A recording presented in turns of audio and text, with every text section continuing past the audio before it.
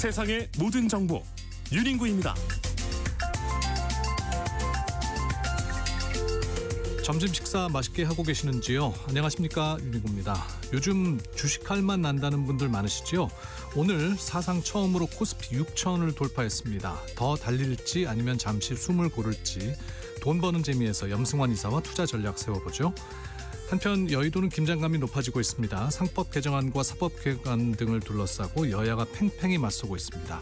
이 내용은 여의도 현미경에서 자세히 들여다보고요. 진격의 육선 조경태 국민의힘 의원과 함께 장동혁 대표의 절윤 거부 이후 요동치는 당내 분위기도 살펴보겠습니다. 믿고 듣는 시사, 여기는 KBS 1라디오 세상의 모든 정보 윤인구입니다.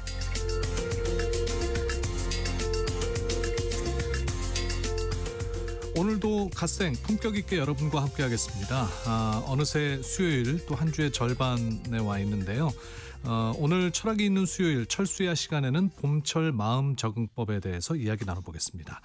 바람은 아직 차갑습니다만 입춘 지나면서 볕은 조금씩 달라지는 거 느끼고 계시죠? 날이 조금씩 풀리니까 괜히 기분도 또 오르락내리락 하고요. 이게 봄 타는 거 아닌가 싶은 순간들도 있으실 겁니다. 괜히 연락하고 싶은 사람이 떠오른다거나 아니면 졸음이 자꾸 쏟아지기도 하고요. 이유 없이 마음이 붕 떠서 일이 손에 안 잡힌다고 호소하는 분들도 많아서요. 여러분께서는 어떤 봄 증상 겪고 계신지 궁금하네요. 나만의 독특한 봄 타는 증상이나 미리 찾아온 봄 기운에 설레는 마음들 문자로 보내주십시오. 샵 9730, 샵 9730으로 기다리고 있겠습니다. 짧은 문자 50원, 긴 문자 100원, 콩으로 보내시면 무료고요. 문자 추첨해서 1등급 한우 불고기 보내드리죠. 오르는 물가보다 더 뜨거운 열정으로 오늘 하루도 맛있게 채워드립니다. 2월 25일 수요일 KBS 1라디오 세상의 모든 정보 윤인구입니다. 본격적으로 시작합니다. 듣는 것만으로도 앞서갑니다. 오늘 경제 뉴스의 핵심, 경제 인사이트 픽. 뉴스는 많지만 내 지갑에 도움되는 소식은 따로 있습니다. 오늘 꼭 알아야 할 경제 뉴스만 픽해서 전해드립니다. 경제 인사이트 픽 임선우 뉴스캐스터와 함께합니다. 어서 오십시오. 안녕하세요. 네, 우리 증시가 또 새로운 역사를 쓰고 있네요. 네, 꿈의 5,000피를 외친 게 엊그제 같은데 코스피 오늘은 사상 처음으로 6,000 고지까지도 뚫어냈습니다. 그러게요.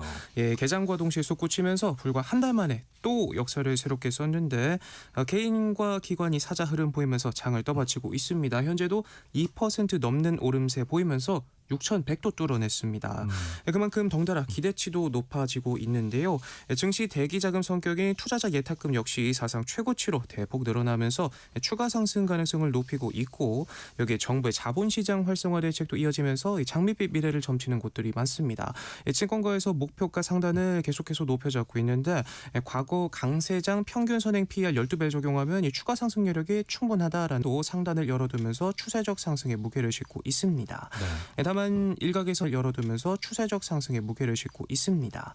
네. 다만 일각에선 또 과도한 낙관론을 경계하면서 지수 하락에 대한 베팅도 늘고 있고요. 네. 가파른 상승세와 다르게 체감 경기와 따로 가고 있다는 점, 또 특히 삼성전자와 SK하이닉스 투톱을 빼면 올해 187개 상장 기업들의 이익 전망치도 2% 오르는 데 그칠 만큼 우려도 큰 상황이라 지금 필요한 건 이 낙관도 공포도 아닌 냉정함이 아닐까 싶습니다. 지금 이 시각 코스피 지수는 6,106.51을 보이고 있네요.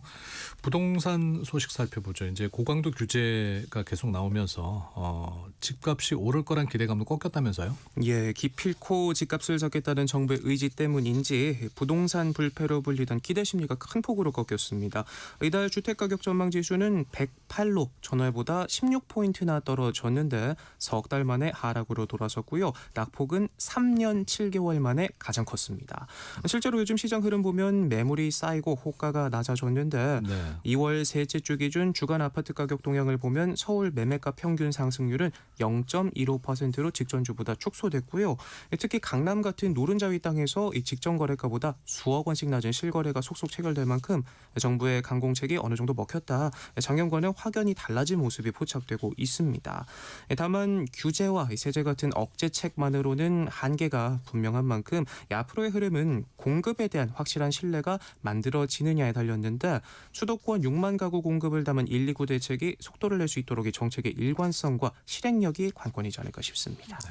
장기 정기 예금이 크게 줄었어요. 네, 요즘은 이렇게 돈을 잘 안 묶어두는 추세가 대세인 것 같은데요. 이렇게 주식이나 부동산처럼 투자 기회가 다양해진 영향이라고 합니다. 네. 한국은행 자료를 보면 지난해 말 기준으로 2년 이상 정기예금 잔액이 7조 7천억 원 넘게 통계 작성 이래 가장 크게 줄었다고 하는데요. 그렇군요. 예, 또 은행들 역시도 시장 불확실성이 워낙 큰 요즘이다 보니까 여기에 맞춰 금리를 조정할 수 있는 단기예금 위주로 자금을 조달하는 걸 선호하고 있고 짧고 굵게 굴리는 흐름이 대세로 자리 잡은 것 같습니다. 보통 인플레이션 이야기하면 물가가 올랐다 이렇게들 생각하시잖아요. 그런데 사실은 이게 말이 아다르고 어다르긴 한데 돈의 가치가 하락했다라는 개념의 접근이 더 정확하거든요. 그렇기 때문에 업계 전문가들도 지금 같은 흐름에선 돈이 화폐보다도 크든 작든 자산을 굴리는 게 현명하다 이런 이야기들 많이 합니다. 기초연금이 개편된다는데 덧붙여서 좀 설명을 해주시죠. 네, 기초연금은 대표적인 노후 안전망이죠. 하지만 노인 인구가 늘면서 재정 부담이 커지고 있고 또 노인 빈곤 개선이라는 본래 취지와 다르게 전체 가구 소득으로 보면 사실상 중산층도 수혜 대상에 들어간다는 점에서 지급 기준을 조정해야 한다는 목소리가 꾸준히 제기되어 왔는데요. 정부가 개편을 추진하기로 했습니다. 보도들 종합해 보면 소득 하위 70%의 일괄 지급해온 기초연금을 소득에 따라 차등 지급하는 개편안을 검토 중이고요. 기준 중위 소득을 지급 기준 상한선으로 정해서 중장기적으로 수급자를 줄이는 방안도 추진합니다. 네. 쉽게 말해서 상한선 위에 잘 사는 노인들은 단계적으로 리스트에서 내리고 생계급여 등을 받는 이 기초생활보장 수급자들은 더 두텁게 지원하겠다는 방향으로 이해하시면 될 것 같은데 정부는 여러 시나리오를 검토한 뒤에 6월 지방선거 이후 개정안을 공식 발표할 계획으로 알려졌고요. 연내에 법안 국회 제출을 목표로 하고 있습니다. 한편 요즘 뭐 경기 어렵다는 말씀들 많이 하시는데 빚을 네. 갚지 못하는 분들이 늘고 있다고요. 예, 고금리와 내수 부진이 길어지면서 빚을 90일 이상 갚지 못한 신용불량자가 작년 말 93만 명을 넘어섰고요. 올해는 100만 명을 넘을 것이라는 전망까지도 나오고 있습니다. 특히나 문제는 우리 경제의 허리로 불리는 40, 50대가 전체 연체자 중 절반에 육박할 만큼 직격탄을 맞았는데 제조업과 건설업 같은 주력 산업이 침체에 빠진 데다 자영업도 부진하면서 특히나 중장년 남성이 직격탄을 맞고 있습니다. 20대 연체자도 처음으로 10만 명을 넘었을 만큼 이 청년층도 예외는 아닌데 주식이나 코인에 무리하게 투자했다 실패하고 생활비 대출도 못 갚는 악순환에 빠지기도 한다고 합니다. 전문가들은 이렇게 급증하는 신용불량자 문제를 단순히 개인의 도덕적 해이로만 봐선 안 된다. 구조적 문제로 봐야 한다 지적하고 있는데 금융 취약계층의 부실이 뉴노멀 그러니까 새로운 표준으로 굳어지면서 이들이 경제활동 인구에서 이탈할수록 국가 경제 활력이 떨어지기 때문에 맞춤형 채무 조정과 복지 지원을 고려해야 한다 이렇게 조언합니다. 그러니까 이게 채용 시장이 좋지 않은 것도 영향이 있겠네요. 예, 그렇습니다. 청년층과 40대 일자리가 크게 줄고 있다는 통계도 나왔는데요. 국가데이터처 통계를 보면 지난해 3분기 임금 근로자 일자리는 2,090만 개를 겨우 넘겨서 1년 전보다 14만 개가 채 안 되게 늘었는데 네. 통계가 집계된 이래 역대 세 번째로 낮은 증가폭이라고 합니다. 문제는 그중에서도 이 사회 초년생인 20대와 경제 허리인 40대 일자리 수만 줄었다는 점이 있는데요. 20대 이하는 1년 새 12만 7천 개가 줄면서 3년째 감소 흐름 보이고 있고 40대도 5만 9천 개가 줄어 9개 분기 연속 감소하면서 이런 고용 한파가 경제 전반에 악영향을 미칠 수 있다 지적합니다. 가뜩이나 내수 경기 부진으로 중소기업과 자영업자들이 어려움을 겪고 채용을 줄였는데 일자리 수 감소로 소비가 줄어서 다시 내수가 어려워지는 악순환에 빠질 위험성이 큰 상황이다 전문가들은 경고합니다. 다음 소식은 소상공인들에게 유용할 소식일 것 같은데요. 온라인으로 대출을 갈아탈 수 있게 됐다고요? 예, 그동안은 개인 신용 대출만 온라인 대출 갈아타기가 가능했다면 이제 개인 사업자 그러니까 자영업자분들도 스마트폰만 있다면 더 낮은 금리를 찾아 바로 갈아탈 수 있게 됩니다. 직접 발품 팔아 여러 은행문을 두드리는 수고는 이제 안 해도 될 것 같은데요. 금융결제원과 네이버, 카카오페이, 토스 같은 핀테크 업체들이 다음 달 출시를 목표로 서비스를 준비 중인데 여러 금융사 금리를 한 번에 비교하고 조건이 맞으면 실시간으로 갈아탈 수 있습니다. 생업으로 바쁜 사장님들을 위한 원스톱 대환 편의성이 대폭 강화되는 셈인데 우선은 5대 은행의 개인 사업자 신용대출부터 시작하고요. 이후 이금융권과 담보대출까지 확대 계획이라고 합니다. 금융당국은 이 서비스가 안착하면 연간 수십억 원, 장기적으로는 수백억 원의 이자 절감 효과가 있을 걸로 보고 있는데 대출 갈아타기 혜택을 실물경제 핵심인 개인사업자 영역으로 확장하면서 민생경제의 연착륙을 돕겠다는 강력한 정책적 의지가 담긴 모습입니다. 네. 해외 가실 계획 있는 분들은 여권 만기 얼마나 남았는지 한번 살펴보셔야 되겠네요. 다시 발급받으려면 이제 수수료가 올라간다고요? 예, 당장 다음 달 1일부터 오르는데요. 2,000원 오르게 됩니다. 며칠 안 남았네요. 예, 그렇습니다. 지난 20년간 한 번도 오르지 않다가 이번에 처음 올리는 거거든요. 10년짜리 전자복수 요건의 경우 58면 기준으로 발급 비용이 기존 5만 원에서 5만 2천 원으로 오르고요. 26면짜리는 4만 7천 원에서 4만 9천 원으로 인상됩니다. 1년 이내 전자단수 여권은 17,000원, 해외 긴급 발급용 비전자단수 여권은 5만 원으로 각각 오르는데 큰 금액은 아니지만 알고도 더 내면 이런 거 괜히 아깝잖아요. 세모종 가족분들 중에서도 해당되는 분들 계시다면 얼른 가서 새로 발급받으시기 바랍니다. 네, 경제 인사이트 픽 오늘 여기까지 하겠습니다. 임선우 뉴스캐스터였습니다. 고맙습니다. 고맙습니다. 네, 오늘 이제 봄 기운에 여러분들의 마음 어떠신지 여쭤봤습니다. 0680님, 봄만 되면 가슴이 아니라 관절이 먼저 반응해요. 꽃 구경 갔다가 벤치에 앉았다 일어나는데 아이고가 자동 재생입니다. 집에 오면 아내는 등산 가자고 압박. 저는 파스부터 붙인답니다. 그래도 벚꽃 흩날리면 괜히 설레어 셀카 찍다가 보정에 폈다가 주름만 확대돼요. 이게 제 봄 타는 증상입니다 하셨고요. 2893님은 손자와 함께 생활하다 보니 얼마나 제잘거리는지 벌써 봄이 집에 들어온 것 같습니다. 원래 봄이 오려 하면 몸이 나른하고 입맛이 없었는데 손자 육아로 모든 것이 새로워져서 봄 탈 여가가 없다고. 예, 수고가 많으십니다. 그래도 또 손주가 그렇게 옆에 제잘거리니까 얼마나 좋으세요. 5622님, 계절이 너무 빨리 바뀌어서 아쉬운 마음이 듭니다. 저는 봄이 다가오면 괜시리 일찍 돌아가신 엄마가 막연히 보고 싶어서 가슴이 먹먹합니다. 방송은 항상 잘 듣고 있어 감사하네요. 특히 윤인구님 어쩌다 마주친 노래 들으면 귀엽다고요. 저희 예고 들으셨나 보군요. 예, 부끄럽습니다. 0360님, 저는 수산시장에서 수산물을 팔고 있는 60세 울산 아지매입니다. 봄이 오는 것 같으면 바르지 않던 쨍한 분홍색 립스틱도 바르고 분홍색 스카프하고 이른 봄을 맞이하고 있습니다. 좋은 방송 들으며 화이팅하며 애청합니다. 예, 아주 기분 전환을 분홍색으로 하고 계신 0360님. 마지막으로 0214님, 올봄에도 부산에 벚꽃 구경하러 갈 생각에 설레네요. 올해도 많은 분들이 즐기시길. 네, 벚꽃을 또 기다릴 시기가 됐습니다. 문자 보내주신 분들 감사드리고요. 세상의 모든 정보 윤인구입니다. 듣고 계신 시각 12시 33분 향하고 있습니다. 교통정보 듣겠습니다. 네, 이 시각 교통정보입니다. 오늘 고속도로에는 돌발 상황이 많이 발생하고 있습니다. 그래서인지 평소 같은 시각보다 곳곳으로 더딘 흐름 나타나는 곳이 많은데요. 먼저 경부고속도로 서울 방향 입장 거봉포도 휴게소 부근에서 대형 버스 관련 사고가 났습니다. 북천안 나들목 일대로 혼잡하고요. 이후 안성 쪽으로도 쭉 어렵습니다. 반대 부산 쪽 천안분기점 일대로도 약 10km 정도 정체인데요. 이후 달래내부터 다시 밀립니다. 영동고속도로 강릉 방향 둔대분기점에서 부곡 구간, 용인에서 양지터널 쪽으로 어렵고요. 이천에서 여주 휴게소 사이로는 3, 4차로 따라 노면 보수하고 있는데요. 2개 차로 좁아지면서 호법분기점부터 이천 나들목까지 답답합니다. 서울시내 안쪽으로 강변북로 일산 방향 반포대교 부근에 사고 있습니다. 영동대교부터 여파 받고 있고요. 올림픽대로 하남 쪽 방화대교 부근 2차로에는 고장난 차가 멈춰서 있습니다. 지금까지 KBS 교통정보센터에서 박수정이었습니다. 지금 듣고 계시는 방송은 윤인구 세상의 모든 정보 윤인구입니다. 청취자 여러분들의 참여를 기다리고 있습니다. 문자번호 샵 9730, 샵 9730. 짧은 문자는 50원, 긴 문자는 100원의 정보 이용료가 있고요.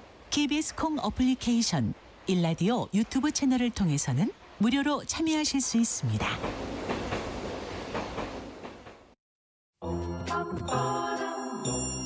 금리 탓만 하기엔 우리 인생이 너무 길다. 돈 버는 재미. 증시의 큰 흐름부터 유망 산업까지 투자 판단에 필요한 핵심을 정리해 드립니다. 돈 버는 재미 염승환 LS증권 이사와 함께합니다. 어서 오십시오. 네, 안녕하세요. 네, 6천을 넘었습니다. 네, 네, 어디까지 가는 겁니까? 그래서 이게 참 저도 이제 속도가 너무 빠르니까 뭐 이제 하루에 뭐 100번씩 오르는 것 같아요. 그냥 매일 그냥 계속 오르다 보니까 사실 올해 연초가 4,000포인트 초반에서 출발했는데 지금 이제 6,000포인트니까 지금 코스피만 해도 연초 대비 한 40% 이상 급등한 상태거든요. 와.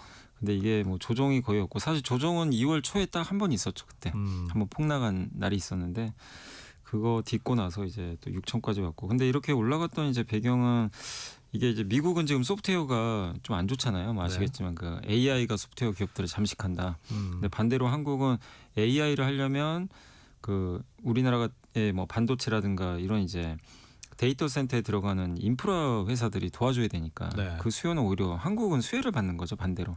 그래서 그게 좀 컸던 것 같고 또 정부 정책도 계속 이제 외국계 투자자들이 좀 신뢰를 하는 것 같아요.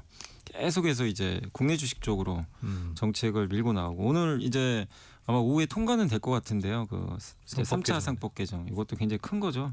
그래서 그런 것들이 과거에 없던 정책들이 이제 주식시장에 나오다 보니까 시장이 이제 탄탄하게 올라가고 있는데 저도 뭐 걱정이 안 되는 건 아닙니다. 이게 너무 빨라서 속도가.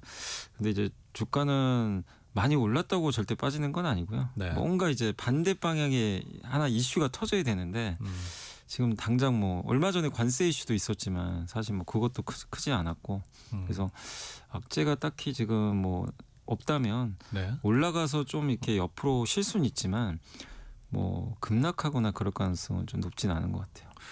코스피가 6천을 돌파했지만 뭐 삼성전자, 하이닉스도 20만 원, 100만 원 넘어섰습니다. 네, 맞습니다.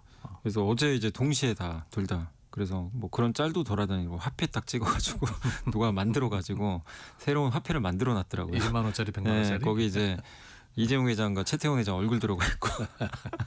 근데 뭐 들고 계신 분들 기분 좋죠. 뭐 이렇게 주가가 많이 올랐으니까. 사실 뭐 하이닉스만 해도 얼마 전에 20만 원 했었고 20만 원 하던 게 지금 그러게요. 100만 원 왔고 삼성전자가 작년 이맘때 5만 원 했으니까 4배나 올랐는데 근데 이제 더 놀라운 사실은 이렇게 올랐는데도 주가가 안 비싸다는 게 이익이 워낙 좋기 때문에 오늘 이제 미국의 모건 스탠리가 삼성전자 올해 영업이익을 기존에 240조로 추정했거든요. 그것도 너무 많은데 오늘 또 290조로 올려버렸어요. 50조를 더. 그래서 여력이 있다는 얘기네. 네, 그러니까 여전히 좀 메모리 반도체 많이 쓰이고 요즘에 뭐 AI 데이터 센터 많이 짓지만 요즘에 많은 분들이 이제 AI 뭐 이렇게 뭐 챗GPT나 쓰시지만 한 단계 더 나가서 요즘에 AI가 코딩도 해주고 비서 역할하는 서비스들이 나오기 시작했거든요. 근데 비서랑 대화를 하기 시작하면 이 비서가 나와 했던 대화를 다 저장을 해놔야 돼요. 네. 저장 수요가 폭발을 해요. 사실은 기존의 챗GPT는 저랑 대화하면 그냥 그걸로 다 끝나요. 잊어버립니다. 네. 근데 AI 에이전트라 그러죠. 요 서비스는 이제 나랑 했던 대화를 다 알고 있어야 돼요. 그래서 이제 그 대화하는 걸 다 그 과정에서 다 저장을 시키더라고요. 그러면 그 저장은 메모리에 하는 거거든요. 예. 그래서 메모리 세계 1위 회사가 삼성전자고 2위가 하이닉스니까 이들이 이제 수요가 이제 급격하게 늘면서 네. 지금 반도체가 오르는데 근데 이게 초기 국면이잖아요. 지금. 네. AI 에이전트 서비스가. 근데 이제 많은 분들이 아마 내년이나 내후년엔 더 많이 쓰실 것 같긴 한데 이제 시장이 열리는데 공급은 잘 안 되고 그래서 저도 주가가 참 너무 오른 것 같다는 생각은 들지만 이런 세상의 변화 또 이익의 변화를 보면 아직 이거를 뭐 비싸다 여기서 하차해야 될 상황은 아니다라고 생각은 하고 있습니다. 그러니까 종종 SNS에 이제 그런 거 올리시는 분들 있더라고요.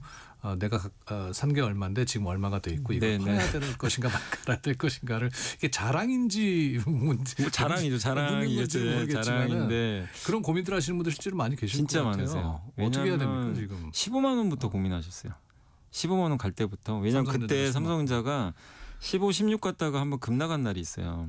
그러니까 이제 이젠 좀 단기로 끝났나 보다. 네. 그래서 고민들을 하시는데 뭐 단기로는 그게 맞을 수도 있지만 지금 20만 원도 왔고 오늘도 지금 20만 원 넘었는데 말씀드린 대로 목표가는 우리가 알 수가 없고요. 기업의 이익이 지금도 계속 올라가고 있거든요. 그리고 아까 말씀드린 AI 에이전트 서비스가 지금 안 쓰시는 분들이 훨씬 많으신데 앞으로 쓰시게 될 거예요. 근데 AI랑 이제 대화하면서 모든 정보들을 저장을 하는데 여러분 한 명만 저장하는 게 아니죠. 앞으로 20억 명, 30억 명 그러니까요. 다 저장시켜야 되는데 이게 엄청난 수요거든요. 그리고 인터넷하고 뭐가 다르냐면 인터넷은 모든 기반을 새로 다 깔았잖아요. 그때 뭐 기억하시길 통신선 깔고. 근데 AI는 그럴 필요가 없이 이미 기반이 다 깔려 있어요. 데이터 센터만 지으면 되거든요. 그래서 확산 속도가 훨씬 빠를 수밖에 없는 것 같아요. 네. 그때보다는. 그러면은 지금 야 이거 너무 많이 올랐는데 그래도 지금이라도 사야 되나 고민하시는 분들한테는 어떤 말씀을 해주시죠? 근데 이게 참 어려운 게 내일이라도 당장 뭐 20만 원 깨질 수도 있고 참 이제 주가가 많이 오른 만큼 쉬어갈 수는 있는데 갑자기 또 뭐 이란을 공격한다거나 트럼프 대통령이 그러면 한번 또 다는 네. 기사도 나오고. 네.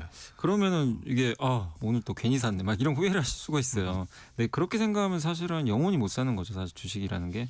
그래서 삼성전자든 코스피든 만약에 좀 중장기적으로 괜찮다고 생각을 여전히 하신다면 네. 그렇게 뭐 좀 공부를 하셔가지고 생각하신다면 저는 계속 그 말씀 좀 드렸거든요. 내가 여기서 내가 1,000만 원 갖고 있는데 1,000만 원을 다 살 수는 없어요. 지금 너무 많이 올랐기 때문에 그건 좀 쉽지 않아요, 사실. 사람 이제 심리도 그렇고 네. 다만 한 100에서 200만 원 사자는 거죠. 100에서 200은 사놓고 조정 나올 때 더 사든지 그걸 고민을 해야지 아예 그냥 접근을 못하면은 나중에 주가가 빠져도 못 사고요, 사실은. 네. 빠져도 쉽지가 않아요. 이게 또 빠지면 빠진다고 이젠 끝났나 보다. 또 손이 안 나갑니다. 사실 그때는 또. 그래서 저는 한 10%라도 담는 게 어떤가 그런 좀 생각은 하고 있어요. 7658님께서 아까 우리 그 삼성전자 15만 원일 때 얘기했잖아요. 예. 그때 삼전을 전량 매도했다고 아, 하시면서 유유하셨어요. 그러니까 그런 분들 많이 계세요. 왜냐하면 그때만 봐도 그게 꼭지 같았거든요. 많이 올랐다고 생각하셨으니까. 왜냐면 거의 3배 오른 구간이니까. 근데 주가가 이렇게 빨리 올라갈 거는 아마 아무도 예상하기 좀 어려웠던 것 같아요. 우리가 이제 시작하면서 그 3차 상법 개정안 여미사께서 잠깐 얘기해 주셨는데 오늘 이제 본회의에 상정됐잖아요. 네.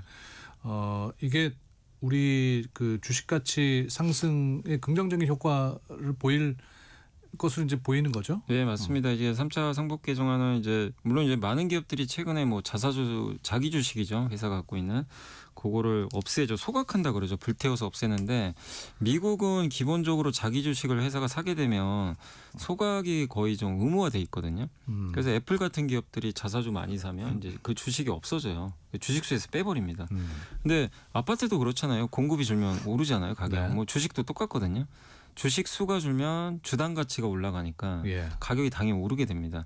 근데 한국은 그 지난 몇 년간 보면 2023년까지는 주식 공급이 더 많았던 국가거든요. 네. 그러니까 소각보다는 뭐 유상증자, 뭐 신규 상장 이래서 주식 수가 좀 늘어나는 국가였어요.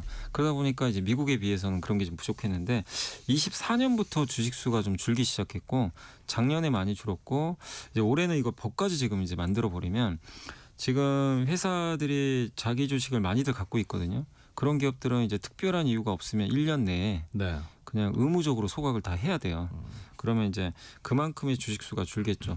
그러니까 가장 많이 갖고 있는 회사가 제가 알기로는 신영증권으로 아는데 네. 그 회사가 자기 주식 비중이 무려 50%예요. 근데 만약에 그냥 50%를 없앤다고 생각하면 주당 가치가 2배가 돼 버리는 거죠. 그러네요. 예, 이제 그렇게 되니까 그래서 이제 그런 기업들 주가가 좀 최근에 많이 올랐거든요. 그래서 이 자사주를 의무적으로 소각하는 법은 일단 주식시장에는 상당히 긍정적으로 작용할 수밖에 없는 그런 좀 법이라고 보고 있습니다. 그래서 요즘 심심치 않게 미리 그 자사주를 소각한다는 뭐 뉴스 맞아요. 나오고 실제 있던데요. 저도 저는 저녁에 이제 공시 들어가거든요. 금감원에 이제 기업들 공시한 거 나오니까 네. 거의 자사주 소각하는 기업들은 찾아봐요 항상. 근데 하루에 많아야 뭐 한두 개였어요 사실은. 근데 요새는 막 6, 7개씩 나오더라고요. 좀 우리가 주목해서 볼 만한 기업들이 있습니까? 요새 뭐 그러니까 자사주 좀 많이 갖고 있는 기업들 중에서 좀 소각해야 될 것 중에 하나가 저는 이제 기억나는 건 좀 금호석유 같은 기업들. 금호석유 이제 그 타이어에 들어가는 고무 있죠. 네. 그거 만드는 기업인데 그 회사가 한 10% 이상 갖고 있는 걸로 알고 있고, 그러니까 대형 기업들 몇 개 있어요. 뭐 SK도 지주사인데 20% 이상 갖고 있는 걸로 알고 있어요. 네. 24%인가? 그래서 그렇게 좀 그 많이 들고 있는 이제 대표적인 기업들 같은 경우는 자사주를 일단 소각해야 되고, 다만 뭐 직원들한테 보상 목적이라든가 뭐 특수한 목적으로 사용을 해야 되면 주주총회를 열어서요. 임시주총에서 주주 승인을 받으면 이제 의무적으로 소각을 안 해도 됩니다. 근데 주주들이 반대하면 소각을 해야 돼요.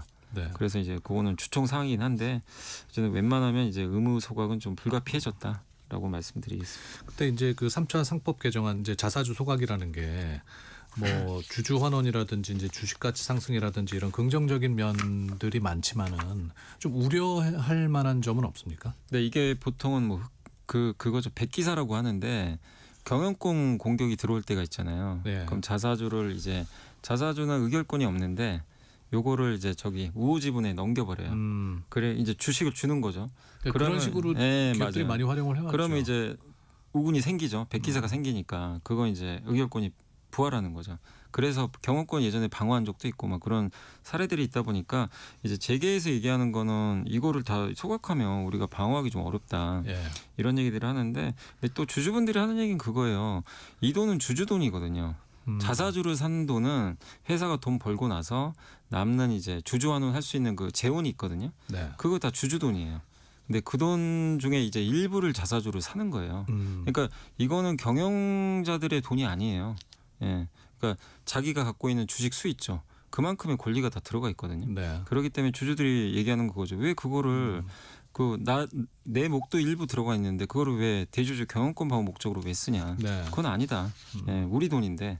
그래서 결국 경영권 방어를 하기 위해서 그냥 이 대주주들이 직접 뭐 자기 돈을 활용을 하든지 어떻게든 자사주 말고 다른 방법으로 경영권을 방어해야지. 어쨌든 이제 이 법이 통과되면 그건 좀 쉽지 않아지는 거죠. 최근에 다시 AI 그 거품론이 슬슬 나오는 것 같습니다. 어떻게 보세요? 근데 이게 거품론이 나오는 거는 되게 건전한 거예요. 왜 이 말씀을 드리냐면 거품론이 아예 사라지면 진짜 거품이 와버릴 수도 있어요. 모두가 다 이제 좋다고 하면 사실은 그게 이제 진짜 거품일 수 있거든요. 예. 근데 자꾸 경고 사인이 나오잖아요. 거품이다. 옛날에도 96년도인가요? 7년도에 앨런 그린스펀 연준 의장도 IT 법을 생기기 3년 전인데 그때 이거 버블 아니냐. 그때 IT 기업들한테 경고를 내렸는데 계속 경고 메시지 내렸는데 3년 후에 버블 터졌죠 사실은. 예, 한참 더 성장한 다음에. 네. 그러니까 이런 버블 경고가 나오는 건 저는 오히려 긍정적이라고 봐요. 네, 왜냐하면 이제 그런 것들이 가격이 좀 너무 거품 생기는 걸 막아주거든요. 그리고 어쨌든 그리고 버블 자체도 저는 아주 나쁘다고 보지는 않은 게 너무 늦게 이제 버블에 뛰어드신 분들은 피해를 좀 보실 수 있지만 적절한 이렇게 버블이 생겨야 돈들이 들어와요. 네. 그래야 산업이 커지거든요. 여기에 뭐 예를 들면 뭐 먹을 게 있어야 들어올 거 아니에요. 근데 산업 자체가 뭐 커지지도 않는 산업에 누가 돈 들고 들어오겠어요. 그러니까 AI가 만약에 된다면 약간의 거품이 생기더라도 그런 버블이 있다는 걸 인지하고 이제 돈이 되니까 들어오는 거거든요. 투자도 많이 하고. 근데 그러다가 너무 이제 오버 투자가 들어가면 버블이 생기기도 하지만 근데 지금 오늘도 왜 이게 거품이라고 저는 동의를 안 하냐면 네. 오늘도 메타가 AMD랑 그 우리 한국 돈으로 100조가 넘어요. 100조가 넘는 그 칩 구매 계약을 맺었어요. 네. 2주 전에는 엔비디아 칩 100만 개 사겠다고 했고. 근데 메타 돈 많죠. 돈 많은데 이렇게 정말 미친 듯이 투자를 하거든요. 구글도 투자하고 있고 지금 많은 미국의 빅테크들이 그냥 앞뒤 안 재고 막 투자하고 있습니다. 이 AI 시장이 열린다고 보고 선점을 하려고 하는 건데 이걸 이제 우리 투자자분들이나 금융시장이 봤을 때는 너무 저거 오버하는 거 아니냐 이런 좀 걱정은 되는데 거기 기업 CEO들은 전혀 간극이 달라요. 여기서 투자 이것도 적다고 보는 것 같아요. 제가 네. 봤을 때는. 이게 많다고 안 보. 그러면 메타가 적다고 이게 이 정도면 됐다고 싶으면 엔비디아 투자하고 그 칩 사고 말았겠죠. 근데 오늘 또 AMD랑 100조 단위 계약을 맺어버렸거든요. 네. 그럼 그 얘기는 아직도 지금 투자할 게 많다는 얘기거든요. 예, 그들이 봤을 때는. 그래서 거품론에 대한 우려는 뭐 있을 수 있지만 나오는 것 자체는 오히려 건전하다고 생각하고 미국 빅테크가 투자하는 거를 보면 아직은 거품은 저는 아닌 것 같다 이렇게 생각은 하고 있습니다. 요즘 그 많이 보이는 용어 중에 하나가 사스포칼립스? 이게 뭡니까? 맞습니다. 사스포칼립스가 이제 아포칼립스라고 하잖아요. 우리가 이제 뭐 세기말, 종말 뭐 이럴 때 사스는 뭐냐면 이제 예를 들면 CRM이라고 혹시 기업 이제 고객 관리하는 프로그램이 있어요. 세일즈포스의 CRM. 그러니까 그 프로그램 딱 들어가면 고객들 데이터를 볼 수가 있거든요. 네. 근데 그거를 활용하는 회사들이 되게 많이 있죠. 사실 증권사들도 활용을 해요. 하는데 그거를 증권사가 만드는 게 아니잖아요. 뭐 예를 들면 세일즈포스 거를 가져온다든가. 그렇죠. 근데 대신에 이제 구독료를 내죠. 뭐 여러분들이 뭐 예를 들면 포토샵 쓴다. 그럼 월 구독료 모델이 있죠. 요즘에 뭐 엑셀 같은 거 쓸 때도 월 구독료 모델이 있으니까 이런 기업들을 사스라고 합니다. 우리가 이제 보통 표현을 그렇게 하는데 그래서 이제 여기다 아포칼립스 붙여가지고 이들이 몰락한다. 네. 왜 몰락하냐면 AI가 지금 아까 말씀드린 에이전트 클로드 코옥이라는 프로그램이 있어요. 그게 이제 최근에 나온 게인데 이 프로그램이 이 아까 말씀드린 사스 기업들이 하는 역할들을 대체할 수가 있어요. 그러니까 프로그램을 자기가 아예 만들어요. 뭐 예를 들면 고객 관리 서비스를 AI가 코딩해가지고 만들어내고 네네. 법률 자문 서비스도 얘가 만들어주고요. 심지어 사이버 보안까지. 그리고 그 컨설팅하는 거 있죠. IBM이 한번 폭락을 했거든요. 예. IBM 시스템을 만약에 고객이 깔았어요. 그 IBM이 인력을 파견해서 수시로 점검해 주거든요. 네. 그런데 AI가 대체해버리면 인력 그럴 파견할 필요 필요 없고, 없다는 예, 그러면 이제 IBM도 필요 없다는 거죠. 어떻게 보면. 그러니까 이들의 수익 모델이 무너진다고 생각한 거예요. 그래서 이걸 이제 우리가 사스포칼립스. 그래서 주가가 완전히 폭락했는데 다행히 근데 오늘은 좀 올랐어요. 이유가 뭐냐면 이거를 이 공포를 만드는 회사가 엔트로픽입니다. 그 예. 클로드라는 걸 만드는 회사가 엔트로픽인데 이 회사가 오늘 파트너십을 맺었어요. 세일즈포스랑. 우리 같이 협력한다. 우리가 너네 없애지 않는다. 네, 우리 AI가 너네 그 CRM 프로그램 사용해서 이렇게 쓸 거고 너네 프로그램 기반 위에서 AI가 있는 거지 우리가 너네를 지우고 하는 게 아니다. 네. 이렇게 파트너십을 발표를 했거든요. 그래서 오르긴 했는데 아직도 시장 의심하죠. 몇 년 후에 그거 어떻게 믿냐. AI가 진짜 다 만들어버리면 미래 없는 거 아니냐. 그래서 아직은 논란은 있는데 일단 단기적으로는 그래도 좀 충격은 좀 벗어났다 이렇게 생각하시면 되겠습니다. 또 요즘 그 월가에서 할로 주식으로 옮겨가고 있다라고 하는데 그 할로라는 말은 또 무슨 말입니까? 여기 뭐 헤비에스에 저도 이게 발음이 어려운데 로우 오브솔레스인가요? 뭐 아무튼 이런 용어인데 예. 예.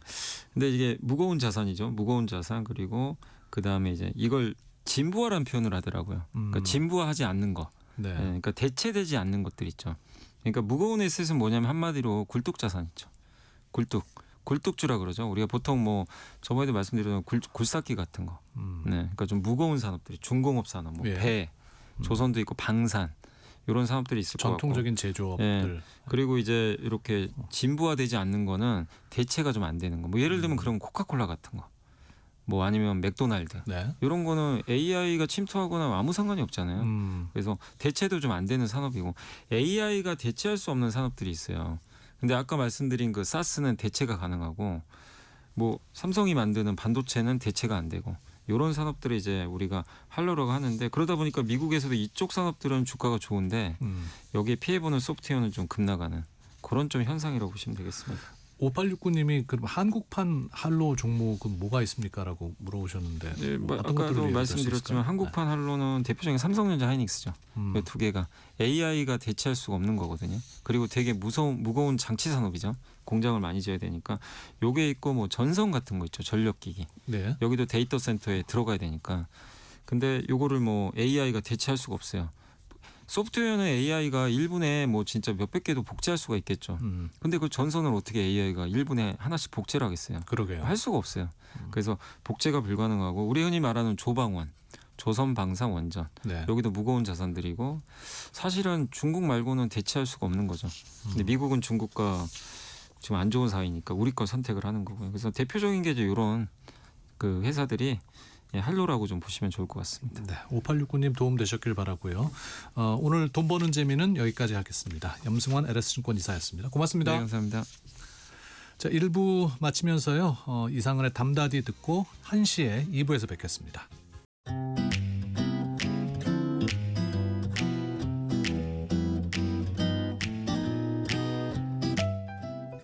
안녕하세요. 바른말 고운말입니다.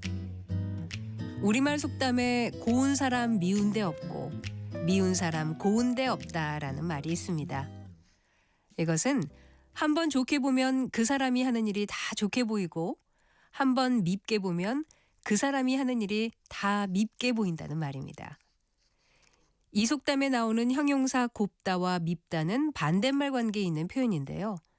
둘 다 비읍 불규칙 용언이긴 하지만 곱다는 고어요가 아니라 고와요로 활용한다는 점에 차이가 있습니다. 보통 안 좋은 선입관 때문에 어떤 짓을 해도 밉게 보이는 것을 가리켜 미운 털이라고 하고 미운 털이 박히다 같은 표현으로 많이 사용합니다. 그리고 미운 털이란 표현은 한 단어이기 때문에 세 음절을 모두 붙여서 씁니다. 이 표현과 다른 뜻의 관용구로 고운 털이 박히다라는 표현이 있는데요. 이것은 곱게 여길 만한 남다른 점이 있다는 말입니다. 그런데 이 경우에 고운 털은 한 단어가 아니니까 고운과 털을 띄어서 쓴다는 점에 유의하셔야겠습니다. 참고로 고운과 미운이 들어가는 표현으로 고운때와 미운증이 있는데요. 고운때는 보기에 흉하지 아니할 정도로 옷 따위에 조금만 묻은 때를 뜻하고, 미운증은 병적으로 미워하는 버릇을 말합니다. 지금까지 바른말 고운말 아나운서 국희정이었습니다.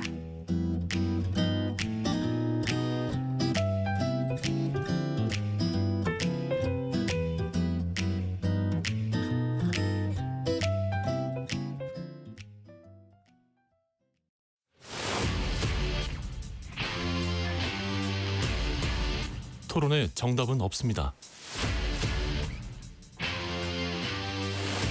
토론이 세상을 바꿀 수도 없습니다. 하지만 질문은 새로운 세상을 만들 수 있습니다. 질문으로 올바른 세상을 만드는 첫걸음. 평일 저녁 7시 20분 KBS 열린 토론.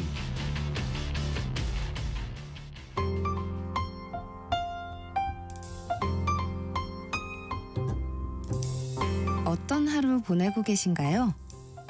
눈코 뜰 새 없이 바쁘게 지나가는 한 주. 따뜻한 시선으로 하루를 마무리합니다. 당신을 위한 지식 쉼터. 오늘 밤 일라디오. 월요일부터 금요일. 매일 밤 10시 5분에 시작합니다.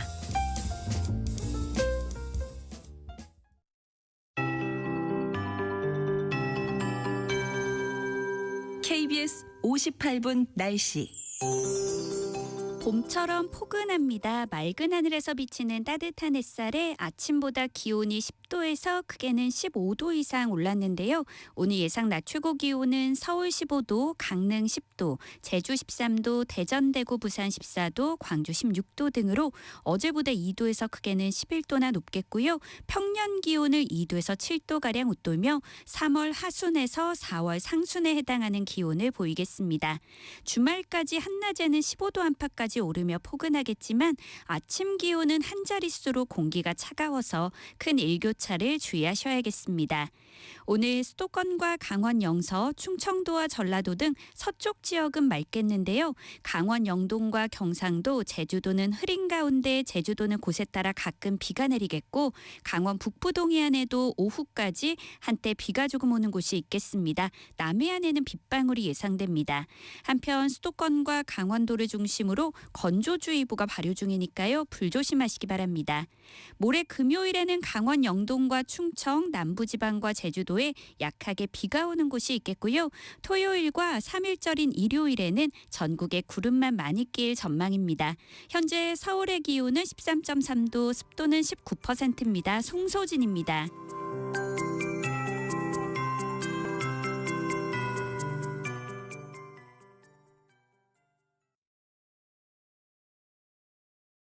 정성을 다하는 국민의 방송 KBS가 한시를 알려드립니다. AM 711kHz, FM 97.3MHz, KBS 1라디오입니다. HLKA.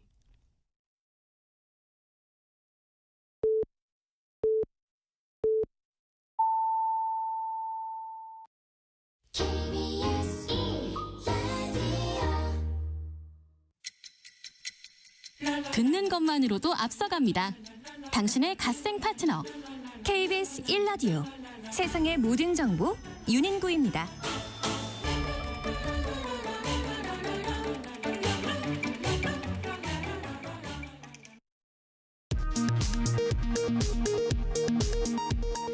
이 시각 라디오 정보센터 뉴스입니다. 코스피가 사상 처음으로 장중 6,000선을 돌파했습니다. 전 산업 기업 심리 지수는 전월보다 소폭 상승했습니다. 3대 특검이 마무리하지 못한 의혹 17가지를 수사할 2차 종합특별검사팀이 현판식을 열고 공식 출범했습니다. 권창용 특별검사는 성역 없는 수사를 강조했습니다. 정규유착 의혹을 수사 중인 검경 합동수사본부가 통일교의 정치인 금품 로비 의혹과 관련해 김기환 전 미래통합당 의원을 피의자 신분으로 소환했습니다. 캄보디아를 거점으로 연예빙자 사기, 대리구매 사기 등을 벌여 105억 원에 가로챈 사기 조직 2곳이 적발됐습니다. 경찰은 총책 등 49명을 검거해 37명을 구속했습니다. 2023년 0.72명까지 내려갔던 합계 출산율이 2년 연속 증가하며 지난해 0.8명을 회복했습니다. 지금까지 라디오 정보센터 뉴스 정원나였습니다.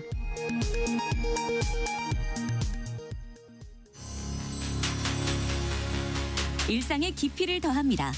당신을 위한 프리미엄 인사이트. KBS 1라디오 세상의 모든 정보 윤인구입니다. 네, 2부 시작하겠습니다. 아침보다 날이 많이 풀린 것 같습니다. 다가오는 봄 기운에 여러분들 설레는 마음 문자로 받고 있는데요. 3375님 항상 잘 듣고 있습니다. 저는 오늘 사위감 만나러 갑니다. 제발 인성이 좋은 청년이었으면 좋겠어요. 응원해 주세요 하셨습니다. 이선영님은 전 매일 육아전쟁 중인데요. 이제 겨울방학이 끝나가네요. 새학기가 다가오니 걱정도 되는데 설레기도 합니다. 라고 문자 보내주셨고요. 7597님 햇살이 따뜻하니 자꾸 밖으로 나가고 싶어요. 어릴 때 놀던 고향이 너무나도 그리워집니다. 봄 향수병이 벌써 시작이네요 하셨습니다. 김종구님은 학교 도서관 가는 길인데 졸업식이라 캠퍼스에 사람들이 많네요. 봄이 오니 어디를 가든 뛰고 오르고 활기차 보이고 힘 기운납니다 하셨습니다. 네. 봄이 다가오면서 봄에 또 우리가 흔히 볼 수 있는 풍경들 여러분들께서 문자로 전해주고 계십니다. 감사드리고요. 자, 세상의 모든 정보 윤인구입니다. 2부 본격적으로 시작합니다. 뉴스 너머의 맥락, 정치판의 핵심을 포착한다. 여의도 현미경. 매일매일 차고 넘치는 정치권 이슈의 숨은 맥락을 짚어드리는 시간입니다. 여의도 현미경. 오늘 김수민 시사평론가 박성희 시사저널 기자와 함께합니다. 어서 오십시오. 안녕하세요. 네, 오늘 이제 국회에서 3차 상법 개정안 이제 본회의 처리될 전망인데 국민의힘은 여전히 필리버스터 하고 있나요? 네, 지금 현재 진행하고 있습니다. 여당의 이 쟁점 법안 상정과 이 야당의 무제한 토론 이제 무슨 공식처럼 반복되고 있는데요. 어제 또다시 이제 국민의힘의 필리버스터가 시작됐습니다.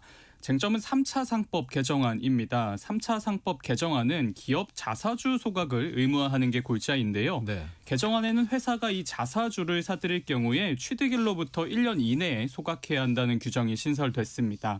민주당은 이를 통해 한국 주식시장 이 저평가를 해소하겠다는 구상입니다. 자사주를 소각해 이 주식 유통량이 줄면 주당 가치가 오르고 주주이익이 실질적으로 높아진다는 겁니다. 그러나 이 국민의힘과 재계는 자사주 소각이 의무화되면 경영권 방어가 좀 어려워지고 민주당이 무엇보다 이 충분한 수기 없이 법 개정을 밀어붙이고 있다 이렇게 반발하고 있는데요. 국민의힘은 현재 이 개정안에 반대하면서 필리버스터를 진행하고 있습니다.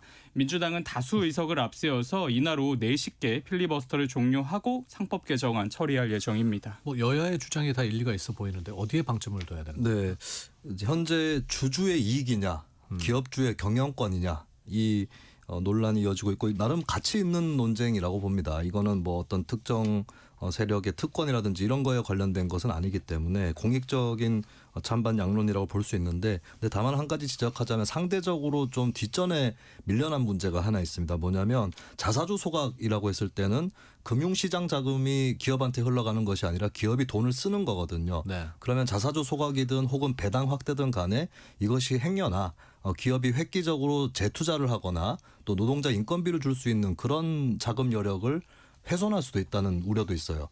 이런 부분에 대한 논의는 좀 상대적으로 주주 이익이나 기업주 경영권에 비해서 작은 것 같은데 이런 부분에 대한 논의가 또 필요할 것 같습니다. 그리고 지금 주주의 이익이 확보되는 조치들이 계속해서 일어나고 있는데 근데 한편에서는 금융투자 소득에 대한 세금 과세는 또 안 되고 있거든요. 이런 부분 어떻게 할 거냐. 금융소득에 대해서 과세를 하지 않는다면 노동소득이라든지 또 집을 보유하고 있는 것에 대한 과세라든지 이런 것들의 명분이 살 수 없기 때문에 이런 세금 문제도 같이 논의를 해야 될 것 같습니다.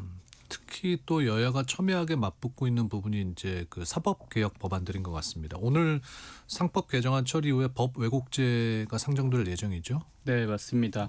그런데 국민의힘뿐 아니라 이 조국 혁신당도 관련해서 반대 입장을 내놨는데요. 그렇군요. 네, 법 왜곡죄 일단 간략하게 설명드리면 검사나 판사가 이 법령을 의도적으로 잘못 적용했을 경우에 10년 이하의 징역 또는 이 자격 정지에 처하도록 하는 법입니다.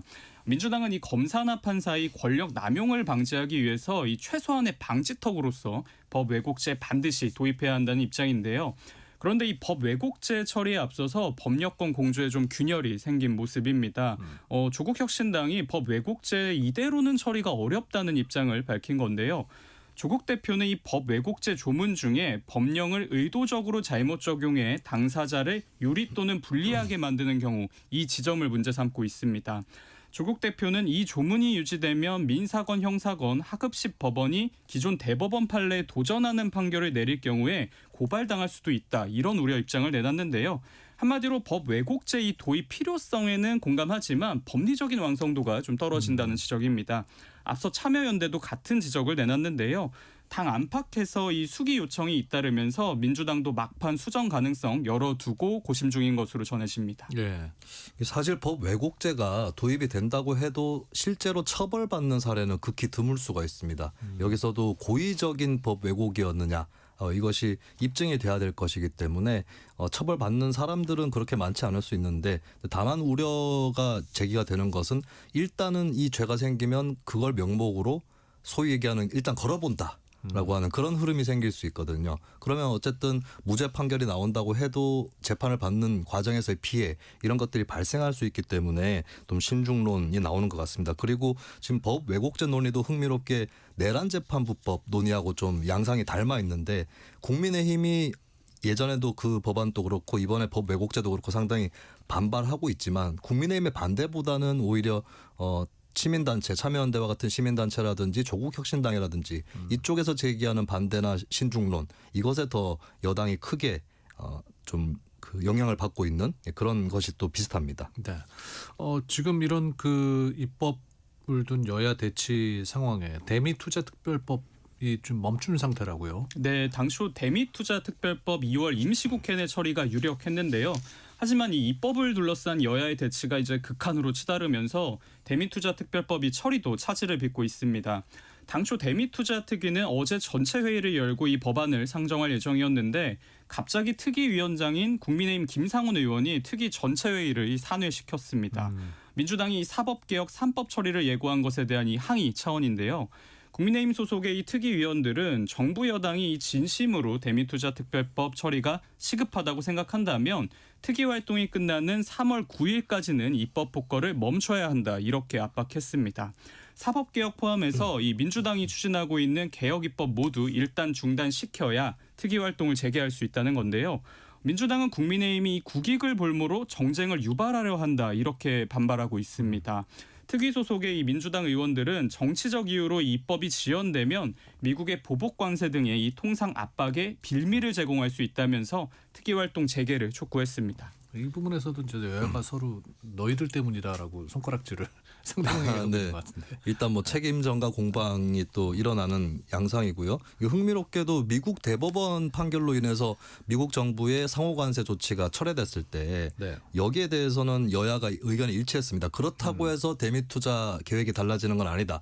특별법은 처리해야 된다. 여기에 여야가 한 목소리였거든요. 공교롭게 국내 정치 사안 그것도 대미 관계하고 직접 연관이 없는 사법 문제를 가지고 현재 대미투자특별법까지 좀 논의가 중단되는 그런 모습입니다. 이 국민의힘 입장에서는 좀 벼랑 끝 전술인 셈인데 이렇게까지 해서라도 막아야 될 것이 사법 관련 법안들이다. 그 법안들이 악법이다라고 하는 것을 입증하고 설명해야 되는 그런 과제가 또 남아있다고 볼 수 있겠습니다. 민주당이 지금 이제 과반 의석 수를 갖고 있잖아요. 그러면 네. 이게 또 뭐 단독 처리가 될 수도 있는 거 아닙니까?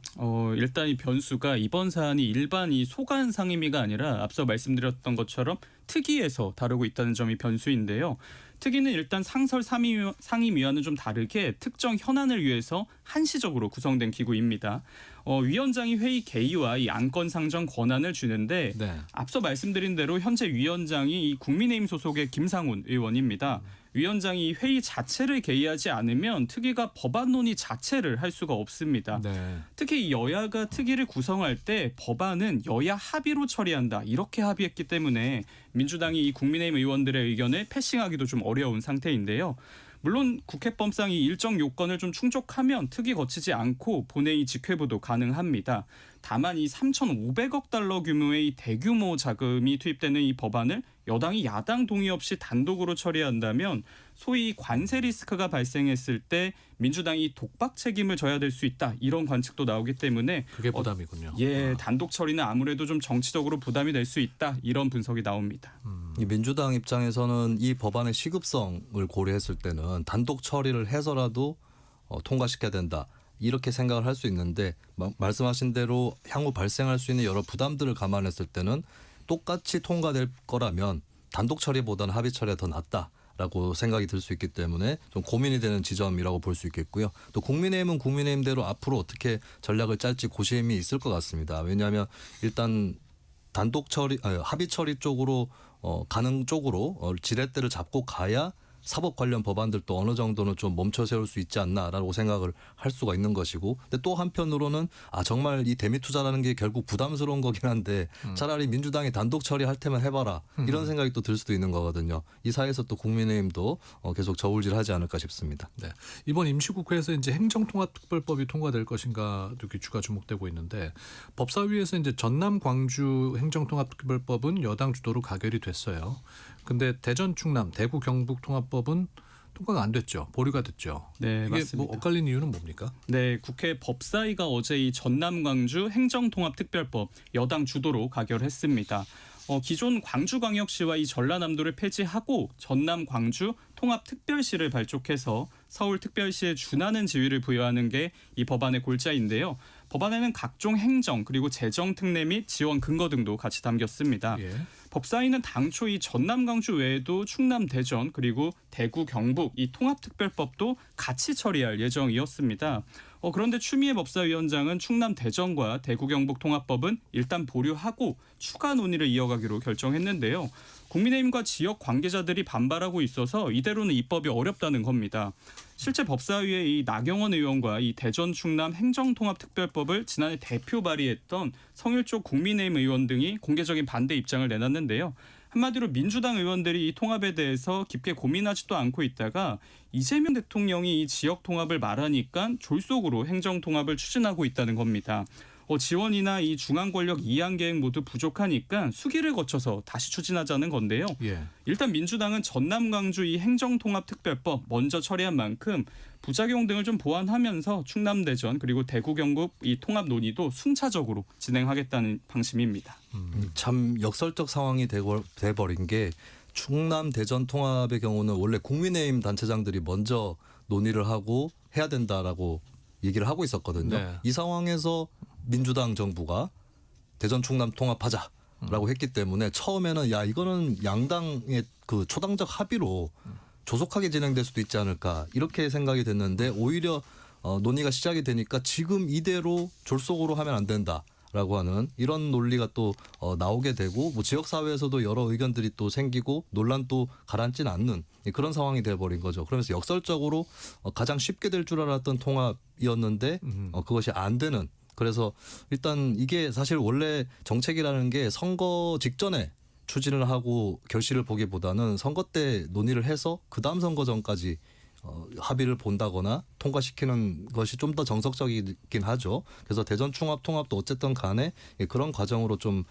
바뀐 코스로 가게 되지 않을까 싶습니다. 네, 이 대구 경북 행정통합법 보류를 두고 또 어제 국힘이 소란스러웠다면서요? 네, 맞습니다. 어제 국민의힘 비공개 의원총회에서 대구 경북이 행정통합법 보류 책임을 둘러싸고 원내 지도부와 그리고 대구 지역의 다선 의원들이 정면 충돌한 것으로 전해졌습니다. 일단 대구 수성갑을 지역구로 둔 이 주호영 의원이 의총에서 당 지도부원 중에 누가 도대체 통합법에 반대했는지 밝혀달라면서 만약 대구 경북의 지역을 둔 이 당 지도부가 반대한 거면 그 책임이 엄중하다 이렇게 반발한 것으로 알려졌습니다. 이를 두고 사실상 이 경북 김천이 지역구인 송원석 원내대표를 겨냥한 발언이다. 이런 해석이 나왔는데요. 네. 실제 송 원내대표도 나를 지목하는 거면 이건 명예훼손이다면서 나는 민주당 측의 이 대구 지역 주민 의견을 듣는 절차를 좀 넣어달라고 요청했을 뿐이지 반대한 적이 없다는 취지로 반박한 것으로 알려집니다. 이에 주 의원과 좀 가까운 이 대구시장 출신이죠. 권영진 의원이 지금 그 말이 반대하는 취지가 아니냐 이렇게 지적하니까 송 원내대표가 나는 이렇게는 원내대표직을 못하겠다 이렇게 반발하면서 의총장을 좀 박차고 나간 것으로 전해집니다. 제가 당시 상황에 대해서 송 원내대표 측에 좀 물어봤는데요. 답을 하기를 회사로 따지면 팀장이 화가 나서 이대로는 회의 못한다고 그냥 나온 것이지 순간적인 서운함에서 나온 표현이지 사의는 아니다 이렇게 선을 그었습니다. 네. 대전 충남 통합 논의가 당과 당 사이의 차이를 넘어서지 못했다라고 한다면 대구 경북 통합 논의는 같은 당이지만 지역에 따라서 또 입장이 갈린다라고 하는 걸 또 보여준 것 같습니다. 그리고 이게 현재 양당의 상황 차이도 만들어낸 게 이제 광주 전남은 민주당이 통합을 주도하고 있는데 민주당이 지금 여당이 됐고 또 대통령의 그립감도 크고 이런 상황에서 좀 교통 정리가 쉽게 되는 반면에 국민의힘은 여러 가지 문제로 조금 혼란스러운 그런 상태이지 않습니까? 그런 것들이 대구 경북 통합 논의에도 영향을 끼친다라고 하는 것이겠습니다. 그런데 다만 광주 전남 쪽에서도 유의할 부분은 대구 경북 통합 논의에서 지역 내에서도 반발이나 이견이 나오는 부분들이 광주 전남이라고 없겠는가라고 하는 게 있거든요. 그런 의미에서 좀 광주 전남도 계속 돌아보면서 통합을 추진할 필요가 있을 것 같고 대표적으로 지금 대구 경북의 여러 시민단체들이 이 통합 논의라는 게 결국 규제 완화 일변도를 위해서 추진되고 있다. 그래서 노동권이나 환경 이런 것들 또 예산의 어떤 적정한 집행이라든지 이런 것들 침해될 수 있다. 이런 우려를 내놓고 있거든요. 이런 부분에 대해서도 정치권이 좀 충실히 답해야 될 의무가 있겠습니다. 네. 어제 국민의힘 의총장 분위기와 관련해서는 잠시 후에 또 우리 국민의힘 6선 조경태 의원 나오시니까 그때 자세히 또 물어보도록 하겠습니다. 이 지역 통합법 처리 관련해서 이재명 대통령도 입장을 밝혔어요. 네, 어제 한 언론이 이런 보도를 내놨습니다. 충남 대전 통합은 이 대통령이 직접 나서서 요청한 사안인데 여당 의원들이 자기 정치를 위해서 외면했다. 충남 대전이 통합되면 통합단체장 선거에 강훈식 비서실장이 나설 가능성이 큰데 충남지사와 이 대전시장 출마를 준비하던 다른 의원들이 이에 반발하면서 결국 행정통합이 무산된 것이다. 이런 취지의 기사였는데요. 이 대통령이 어제 이 기사를 직접 자신의 SNS에 공유했습니다. 그러면서 충남 대전은 여당이 아니라 야당과 이 충남시 도의회가 통합을 반대한다. 이렇게 반박했는데요. 네. 이 대통령은 이 천년의 역사를 가진 이 광역행정구역 통합을 충분한 공감 없이 일방적으로 강행할 수는 없다. 야당과 이 시도의회의 반대를 무릅쓰고 무리하지 말라는 것이 정부의 입장이었다면서 오해가 없기를 바란다. 이렇게 전했습니다. 한마디로 대전 충남 통합 보류에 대해서 여당은 우리는 분명히 한다고 했다. 하자고 했어. 라고 하는 거고 야당에서는 그렇게 하자고는 안 했다. 무조건 한다고는 안 했다라고 얘기를 하는 거거든요. 네. 결국에 무산된 데의 그 책임 공방으로 좀 치닫고 있는 것 같은데 이번 지방선거를 맞아서 정말 통합을 해야 되는지 또 통합을 했을 때 어떤 점이 좋고 우려되는 점 어떤 것인지 이런 것들을 지방선거 토론을 통해서 좀 충분히 소화했으면 좋겠습니다. 그게 거기에 살고 계신 또 지역민들을 위한 일이겠죠. 네. 예, 다음은 이제 안타까운 소식인데요. 어제 서울 강남구 대치동의 음마 아파트에서 화재가 발생했습니다. 안타까운 또 희생자도 나왔는데 이 피해를 키운 배경에 법제도의 공백이 있었다는 지적이 있어요. 네, 어제 그 서울 음마 아파트에서 불이 나서 고등학교 입학을 앞둔 이 17살 여학생이 안타까운 목숨을 잃었습니다. 아유, 그러게 말이에요. 예, 학업을 위해서 이 대치동으로 이사 온 지 불과 닷새 만에 변을 당한 것으로 알려지면서 슬픔을 더하고 있는데요. 특히 사고가 발생한 이 음마 아파트에 스프링쿨러가 설치되지 않아서 진화가 더 어려웠던 것으로 전해집니다. 음마 아파트는 이 준공된 지 47년이나 된 이 대표적인 노후 아파트인데요. 음마 아파트뿐 아니라 1992년 이 소방법상 이 스프링클러 설비 관련 조항이 의무화되기 전에 착공된 이 노후 아파트 모두 화재 안전에 좀 사각지대다 이런 지적이 나옵니다. 예. 실제로 이 소방청에 따르면 최근 5년 동안 이 주택 화재에서 발생한 사망자 모두 스프링클러가 설치되지 않은 주택에서 나온 것으로 확인됐습니다. 또 음마 아파트 화재 당시에 이중 주차로 소방차 진입이 좀 늦어지면서 화재 진압도 늦춰졌다 이런 지적도 나오는데요. 경찰은 이 소방당국과 합동 감식을 벌이는 한편 정확한 화재 원인을 조사하고 있습니다.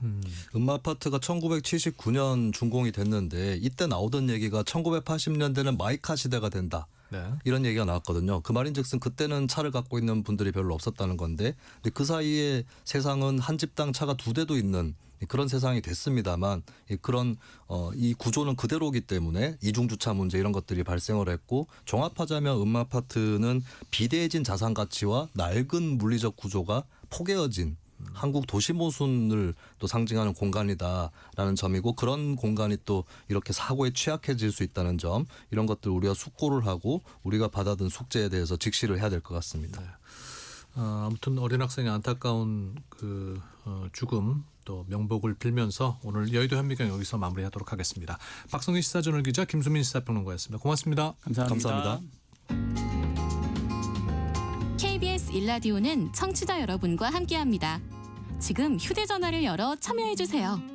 문자번호 샵9730, 샵9730. 짧은 문자는 50원, 긴 문자는 100원의 정보 이용료가 있고요. KBS 콩 어플리케이션, 1라디오 유튜브 채널을 통해서는 무료로 참여하실 수 있습니다.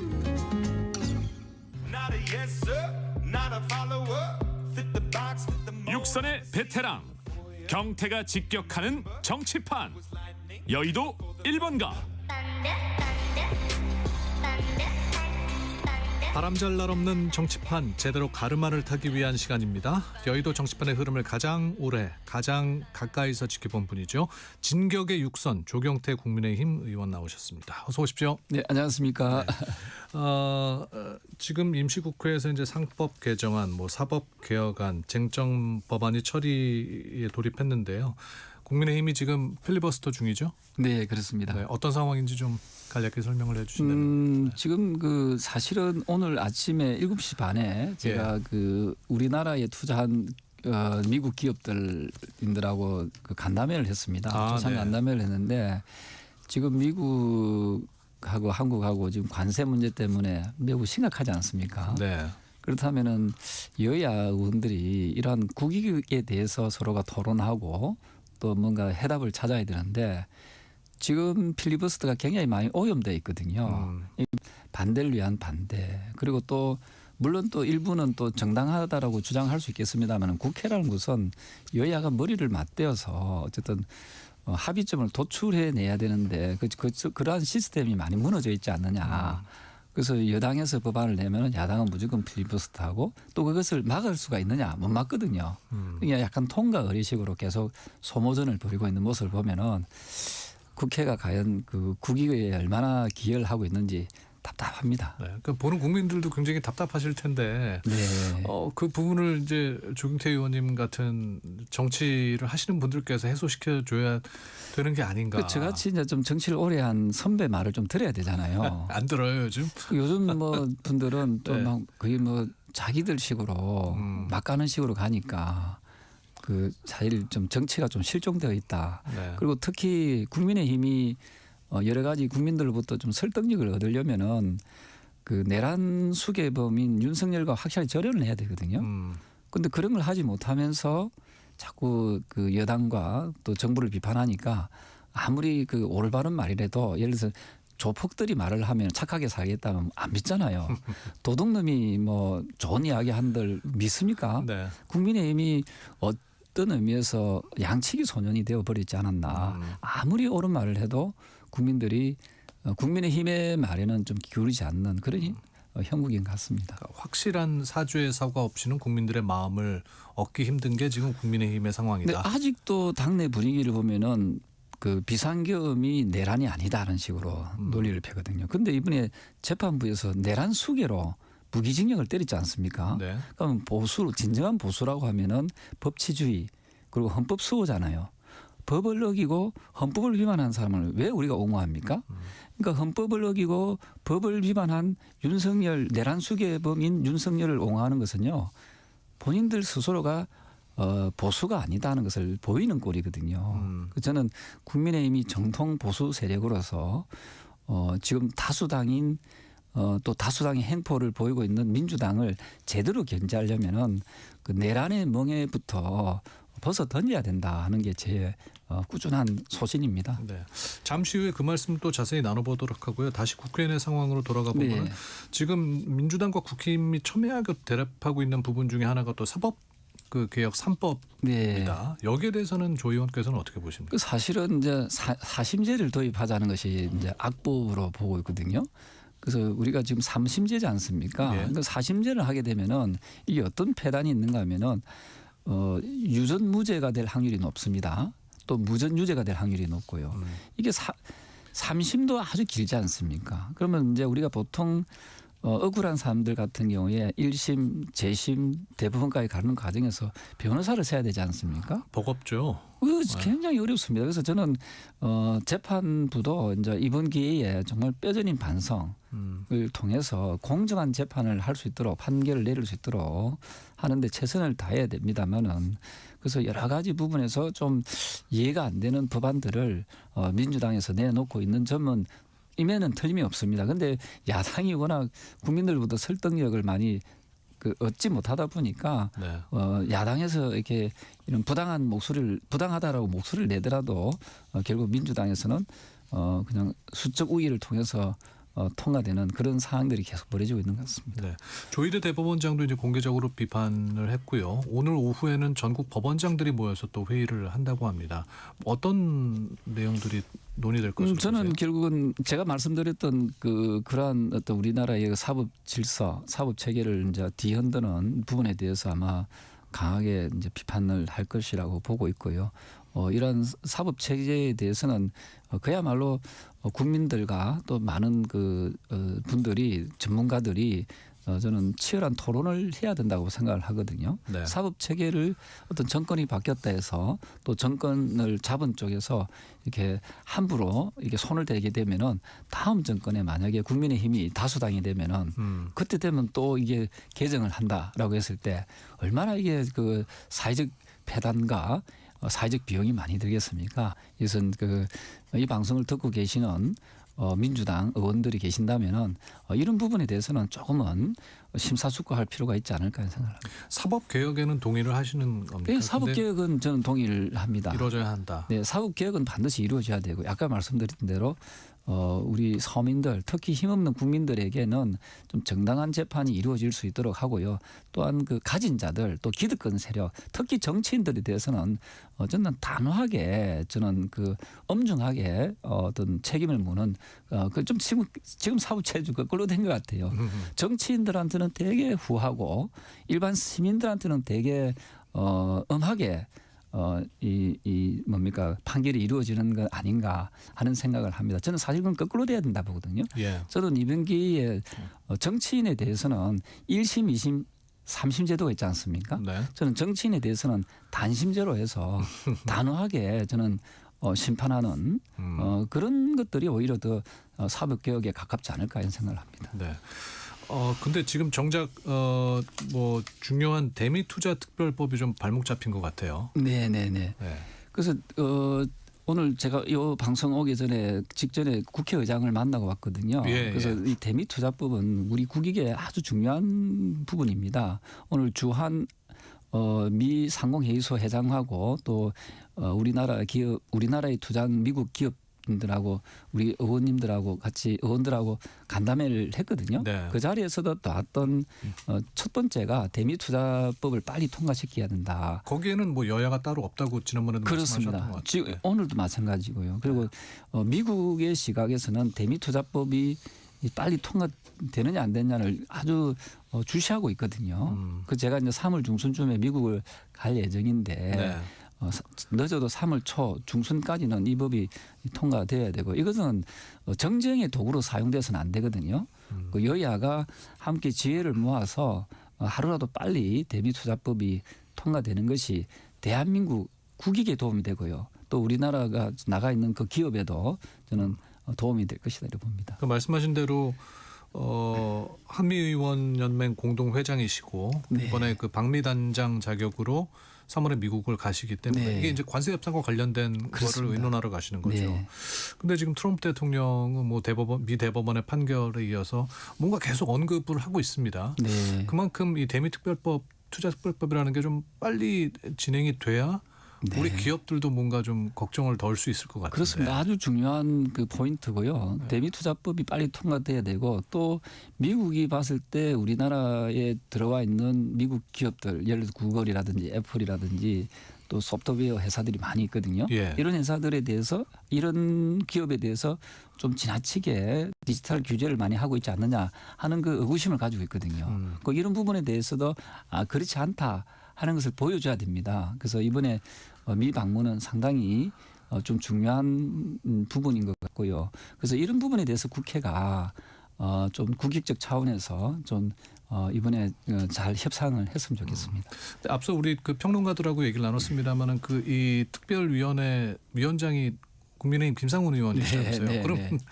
국민의힘 쪽에서 이걸 좀 또 뭐 한 발 양보하고 한 발 앞으로 가고 그렇게 좀 정치적으로 그렇습니다. 풀어야 되지 않겠습니까? 그래서 뭐 제가 작년 2월에도 미국을 다녀왔지 않습니까? 네. 그 미국에서 봤을 때는 한국이 좀 잘하고 있는 분야에 대해서 상당히 관심이 많거든요. 오늘도 주한미 그 상공회의소 회장이 한국을 AI 강국, AI의 그 3대 강국으로 이렇게 분류를 좀 하려고 하더라고요. 네. 그만큼 우리나라 위상이 많이 높아졌거든요. 그렇다면은 미국에서는 AI와 방산 그리고 조선 그 원전을 비롯한 에너지 산업 예. 이쪽에 되게 관심이 많고 또 한국이 잘하는 분야이거든요. 네. 그래서 대미 투자에 함에 있어서 양 나라가 양국이 함께 윈윈할 수 있는 그런 부분이 많이 있습니다. 그러면서 우리나라에 또 투자 미국의 기업이 또는 미국의 투자가 많이 미국인들이 많이 투자할 수 있는 그런 여건을 만들어줘야 된다. 그러려면 규제도 많이 풀어줘야 되거든요. 네. 그래서 좀 더 우리나라의 혁신적인 글로벌 기업들이 많이 들어올 수 있는 그런 여건들도 오늘 뭐 토론에서도 나왔습니다만은 그렇다면 우리나라도 우리나라 국민들한테도 이익이 되고 미국에도 이익이 되는 그런 한미 동맹으로 이어지지 않을까 이런 생각을 합니다. 네. 언제 가시는 거죠? 중순에 가시나요? 3월 중순에? 현재로서는 3월 16일로 지금 잡혀 있는데요. 네. 이게 조금 늦어질 수도 있고 하여튼 3월 중에는 저희들 다녀올 예정이 있습니다. 그러면 이번 임시국회 내는 이 대미투자특별법은 통과될 예정입니까? 늦어도 3월 초 중순에는 통과돼야 되고요. 예. 그 국회의장하고도 얘기했지만은 다른 법하고 섞여 버리면은 이게 또 늦어질 수 있지 않습니까? 그래서 원 포인트로 딱 대미투자법만 가지고 본회의를 여는 것도 하나의 아이디어라고 제가 제안을 했습니다. 네. 행정통합특별법 살펴보겠습니다. 어제 그 의총 참여하셨어요? 참석하셨어요? 네. 뭐 좀 소란스러웠다 그러던데 그 소식 좀 전해주시죠. 그거는 이제 대구 경북 통합하냐 마냐 가지고 네. 좀 약간 소란이 있었는데요. 저는 그건 좀 약간 지역적인 문제로 너무 시간을 보내는 건 아닌가 생각을 합니다. 그리고 지금 지방 도시들이 많이 좀 위축되고 소멸되고 있지 않습니까? 네. 저는 진작부터 뉴시티 위원장 할 때부터 지방은 통합해야 된다고 주장했거든요. 예. 메가시티화 돼야 된다고 했는데 이제 좀 늦었습니다만은 지금 이런 정책이 나오는 것만 해도 다행스럽다 생각합니다. 그래서 이것을 뭐 정치적인 이득을 따지지 말고 지방을 살릴 수 있느냐 없느냐 또 국토 균형 발전을 이룰 수 있느냐 없느냐는 좀 큰 틀에서 정치인들이 좀 해석을 해줬으면 좋겠거든요. 네. 그래서 저는 이 행정통합은 필연적이고 행정통합을 통해서 규모의 경제가 이루어지고 그러면서 저는 지방의 일자리 또 지방이 또 살아날 수 있다 이렇게 봅니다. 그래서 그런 면에서 이제 대구 경북 지역 통합에 대해서는 뭐 쉽게 진행이 될 거라고 생각이 들었었는데 보류가 됐습니다. 제가 봐서는 솔직한 말씀을 드리면요. 우리 당 내에서도 약간 이견이 있더라고요. 대구에 있는 의원들과 또 경북에 있는 의원들 이런 분들이 좀 약간 그 이견들이 있다 보니까 아마 이 법이 좀 이게 늦어지고 있지 않는가 이런 생각을 합니다. 네. 그러니까 주호영 부의장과 또 송원석 원내대표가 어제 좀 갈등 상황이 있었습니까? 네, 그런 것 같습니다. 예. 송원석 원내대표는 원내대표직을 뭐 그만두겠다라고도 했다는데. 글쎄 뭐 좀 약간의 어떤 약간의 좀 기분이 좀 많이 좀 상했던 것 같은데요. 이건 뭐 사실은 좀 더 이성적으로 판단해서 과연 대구 경북이 살아날 수 있는 길이 어떤 길인가. 대구 경북의 미래에 어떤 게 도움될 것인가를 고민을 하면서 저는 이 문제를 좀 다루면은 좋겠다는 생각이고요. 사실 그전까지만 해도 정치인들이 별로 관심이 없었거든요. 제가 UCT 그 위원장 할 때 그 정치인들 별로 관심이 없었습니다. 근데 그나마 다행스러운 게 이재명 정부 들어와서 이것이 좀 더 강력하게 추진을 하고 있는 것 같고요. 이 점에 대해서 우리 정치인들도 좀 각성해서 이런 기회에 지방이 살 수 있는 그런 길들을 잘 모색했으면 좋겠습니다. 네. 뭐 이 대구 경북 통합 보류에는 뭐 지도부에서 반대했느냐는 의견도 있었는데 뭐 일부 이제 뭐 당에서는 이제 지도부에서는 그런 데 대한 해명은 했는데 아마 그것 때문에 여러 가지 옥신각신하는데 다음 본회의에서는 이 부분이 뭐 원만하게 잘 처리되면 좋겠다 생각을 합니다. 네. 장동혁 국민의힘 대표가 이제 계엄 내란이 아니다 발언 후에 당내에서도 얘기가 많은 것 같습니다. 지금 국힘 분위기는 어떻습니까? 좀 상식을 가진 국민들이 장동혁 현 대표의 말에 대해서 동의하는 국민이 몇 퍼센트 되겠습니까? 명색이 국민의힘이 정통 보수 정당이라고 하지 않습니까? 네. 보수 정당의 가치는 첫 번째 가치가 법치주의입니다. 그다음에 또 헌법 수호고요. 근데 사법부에서 내란이라고 규정했지 않습니까? 그리고 내란 수개로 무기징역을 선고했습니다. 그리고 장동혁 대표가 판사 출신이지 않습니까? 네. 그럼 본인이 판결한 것은 전부 다 무효가 됩니까? 이런 부분에서 말도 안 되는 이야기거든요. 이미 판결에서 계엄이 내란이라고 적시해서 무기징역을 했으면 그걸 받아들여야지요. 그게 보수지 않습니까? 그래서 저는 아직도 이런 이 윤석열 전 대통령과 절연하지 못하고 자꾸 그 인연의 끈을 이어나가려고 하는 모습을 보면은 참으로 답답하기도 하고 또 참담하거든요. 네. 장동혁 대표가 왜 그런지 모르겠어요. 그래서 혹자들은 장 대표를 두고 민주당 귀염둥이라고 하잖아요. 민주당에서 얼마나 이뻐하겠습니까? 지금 센 정청래 민주당 대표가 장동혁 지금 우리 국민의힘 대표를 비판하지 않지 않습니까? 네. 가 같으면 굉장히 이 발언에 대해서 비판했을 거거든요. 네. 왜 비판 안 했겠습니까? 그만큼 민주당에 이롭게 하고 있기 때문에 그렇거든요. 그래서 어찌 보면 민주당 입장에서는 가장 훌륭한 선거 대책위원장이 장동혁입니다. 그래서 이제 지방선거가 다가오고 있지 않습니까? 네네. 장 대표가 사퇴해야지 지방선거를 이길 수 있다는 게 전략이다라는 말도 나오고 있는데 여기에 대해서 어떻게 지금 생각하세요? 이 스탠스를 바꾸지 않으면요, 이 태도를 바꾸지 않으면은 아마 지방선거는 결과는 불보듯 뻔하다. 어떻게 내란을 옹호하는 어떤 집단 또 내란을 옹호하는 대표가 있는 정당에 투표를 하겠습니까? 네. 일부는 할 수 있겠죠. 그런데 선거라는 것은 항상 근소한 차이든 큰 차이든 이기는 게 중요하잖아요. 그렇죠. 그런데 지금 현 분위기에서는 절대로 이길 수 없는 그런 상황으로 내몰리고 있다 이렇게 보고 있습니다. 장 대표는 당원들의 강력한 지지를 믿고 있는 것 같아요. 당원들 해봤자 한 100만쯤 됩니까? 그 중에서 다 아니잖아요. 그 중에 뭐 70%라 합시다. 70%. 그럼 70만 정도 되는데 네. 우리나라 유권자가 4천만이 넘습니다. 어찌 70만이 4천만 유권자를 이길 수가 있겠습니까? 오늘 발언으로 또 조 의원님 당원들한테 비난받으시는 거 아니에요? 저는 저를 비난하는 분들은 내란 옹호하는 분들이기 때문에 네. 내란을 옹호하는 분들은 대한민국에 살 자격이 없죠. 네. 대한민국은 헌법에도 나와 있지만은 민주공화국이고 헌법을 준수해야 되고 또 이 주권을 가진 것은 대통령이 아니라 국민이라는 그 인식을 좀 가졌으면 좋겠습니다. 요즘 국힘 내에서는 말 잘못하면 막 윤리위에 제소당하고 그러던데. 그게 제가 지난번에 말씀드렸던 대로 민주당보다 더 하면 돼야지. 네. 그렇지 않습니까? 그게 바로 어쩌면 자기 말 안 듣는 징계하고 제명하는 게 그게 독재지 않습니까? 네. 그러면서 어떻게 자유민주주의를 이야기할 수 있겠습니까? 이번에 보니까요. 또 전국 원외 당협위원장 협의회에서 이제 장 대표 사퇴를 요구하는 성명서 발표한 24명 네. 윤리위에 제소당했더라고요. 그래서 이 윤리위라는 것은 이게 원래 만들어진 취지는 당에 해당 행위를 했느냐 안 했느냐 그걸 가지고 이제 윤리위에서 이제 상도 줄 수도 있고 벌을 줄 수 있는 거 아닙니까? 네. 이번에 국민들로부터 붕괴를 쌓게 만든 것은 말씀하신 25분의 전현직 원외위원장들이 아니고요. 네. 윤석열과 절연해야 된다는 사람과 절연해야 된다라고 했던 그 막말 수준의 어떤 발언했던 장동혁 대표 아닙니까? 그 올바른 정신을 가진 사람이라면 내란을 옹호한 사람한테 윤리위에 제소하는 것이 그게 상식이죠. 그것을 그런 사람을 그 비판한 분들을 왜 그 윤리위에 제소합니까? 저는 이런 부분에 대해서 상당히 우리 당이 좀 거꾸로 가고 있지 않느냐. 이거 두고 보십시오. 6월 달에 이 분위기대로 가게 되면은 국민의힘은 희망이 없습니다. 네. 오세훈 시장도 얼마 전에 뭐 라디오 프로그램 나와서 그런 얘기를 하는 것 같던데요.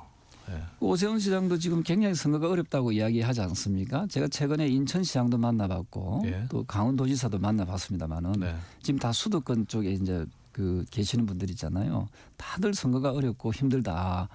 그리고 어떤 뭐 광역단체장은 자기가 아무리 개인기로 열심히 해서 만회를 하려도 이게 민주당하고 우리 당이 격차가 벌어지면은 어떻게 손을 쓸 수가 없다는 거예요. 그래서 그분이 하시는 말씀이 아주 귀한 말씀을 하더라고요. 민주당이 독주 맞다. 민주당이 잘못하는 건 맞다. 근데 밖에 나가 보면은 민주당이 싫지만 국민의힘은 더 싫다는 거예요. 그러니까 이게 이제 정답이거든요. 그분은 진짜 지금 발로 뛰고 있는 분이잖아요. 그분 입장에서는 지금처럼 계속 그 국민의힘과 민주당의 지지율이 격차가 벌어지고 있는 상황에서는 본인이 아무리 노력을 해도 이길 수가 없는 선거다. 그럼 선거에서 이길 수 없다면 정당이라는 게 존재할 이유가 없지 않습니까? 정당의 목표는 정권 창출이지 않습니까? 선거에 승리해서 정권을 창출해 나가야 되는데 지금 당 지도부가 하는 모습들은 민심에서 자꾸 멀어지는 어떤 그런 발언들을 하니까 결국은 선수로 뛰는 후보자들 마음이 얼마나 타겠느냐 이런 생각을 하게 됩니다. 한술 더 떠서 이제 한동훈 전 대표가 금요일 날 대구 간다면서요. 같이 가는 의원도 윤리위 제소 추진을 하겠다라고 하는 소식이 방금 전에 나왔습니다. 네, 그 저기 어떤 개인의 호불호를 떠나서 우리가 선거를 목전에 두고는 누구든지 통합하고 합쳐야 되지 않습니까? 하다못해 적과의 동침도 해야 됩니다. 그게 선거거든요. 근데 지방선거 이를 쭉 보니까 2표 차이로 승부가 갈라진 적이 있고요. 또 1표 차이로도 갈라진 적이 있습니다.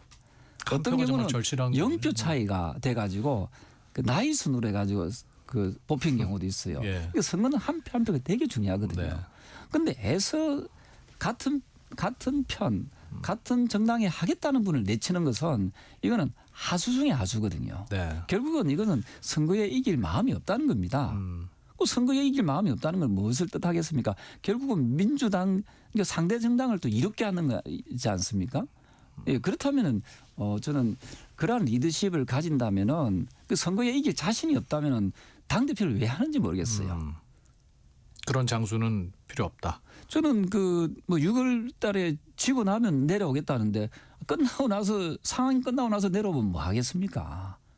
그래서 제가 중심으로 말씀드리지만 지금이라도 많이 늦었지만 지금이라도 좀 정신 똑바로 차려서 이기는 선거를 해야 되고 뺄셈의 정치를 하지 말고 덧셈의 정치를 해야 된다. 그리고 혹시나 당의 어떤 생각과 좀 다른 주장을 하고 다른 쪽으로 한다면은 그분들한테 만나서 그죠? 만나서 정청래 그 민주당 의원은 대표는 그 자기를 비판하는 사람을 직접 만나지 않습니까? 만나서 얘기를 들어보고 또 본인이 또 잘못 가는 길이 있으면 또 바로 잡고 그렇게 하면서 우리 당의 구성원들을 좀 통합해내고 그래야만이 저는 선거에서 그나마 희망을 가지고 해볼 수 있지 않을까 이런 생각을 합니다.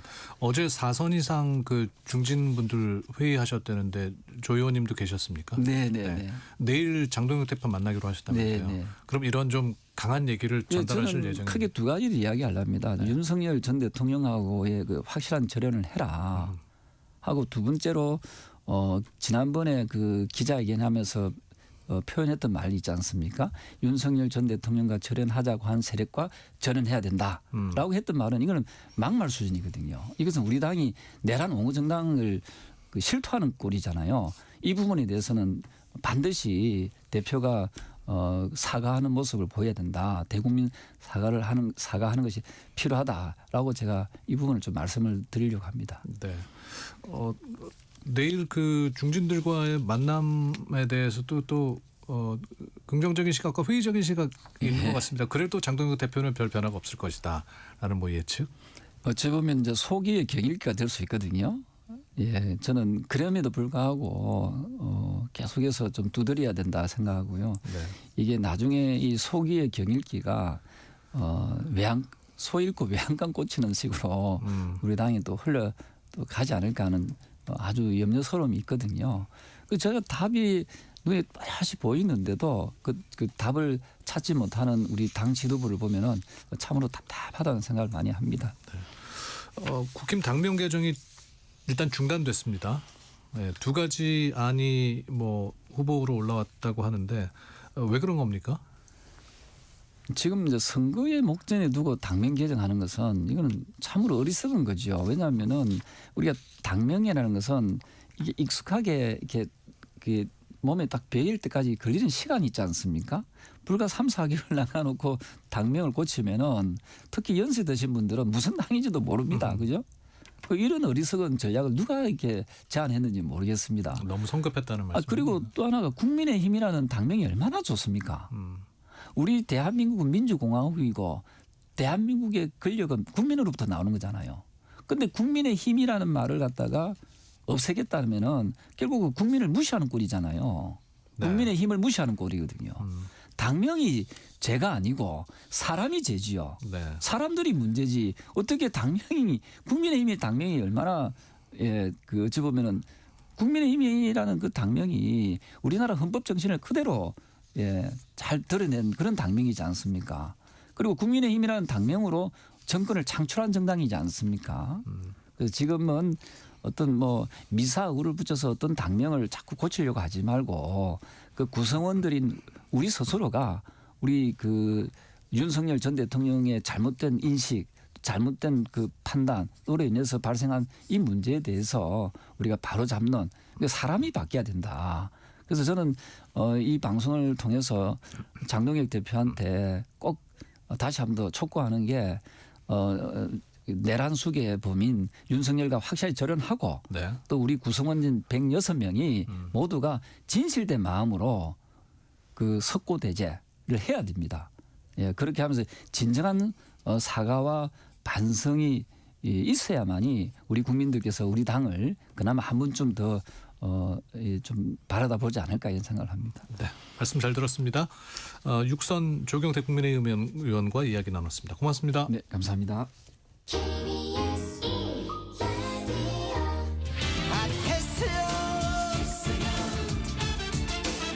철학이 있는 수요일 철수야.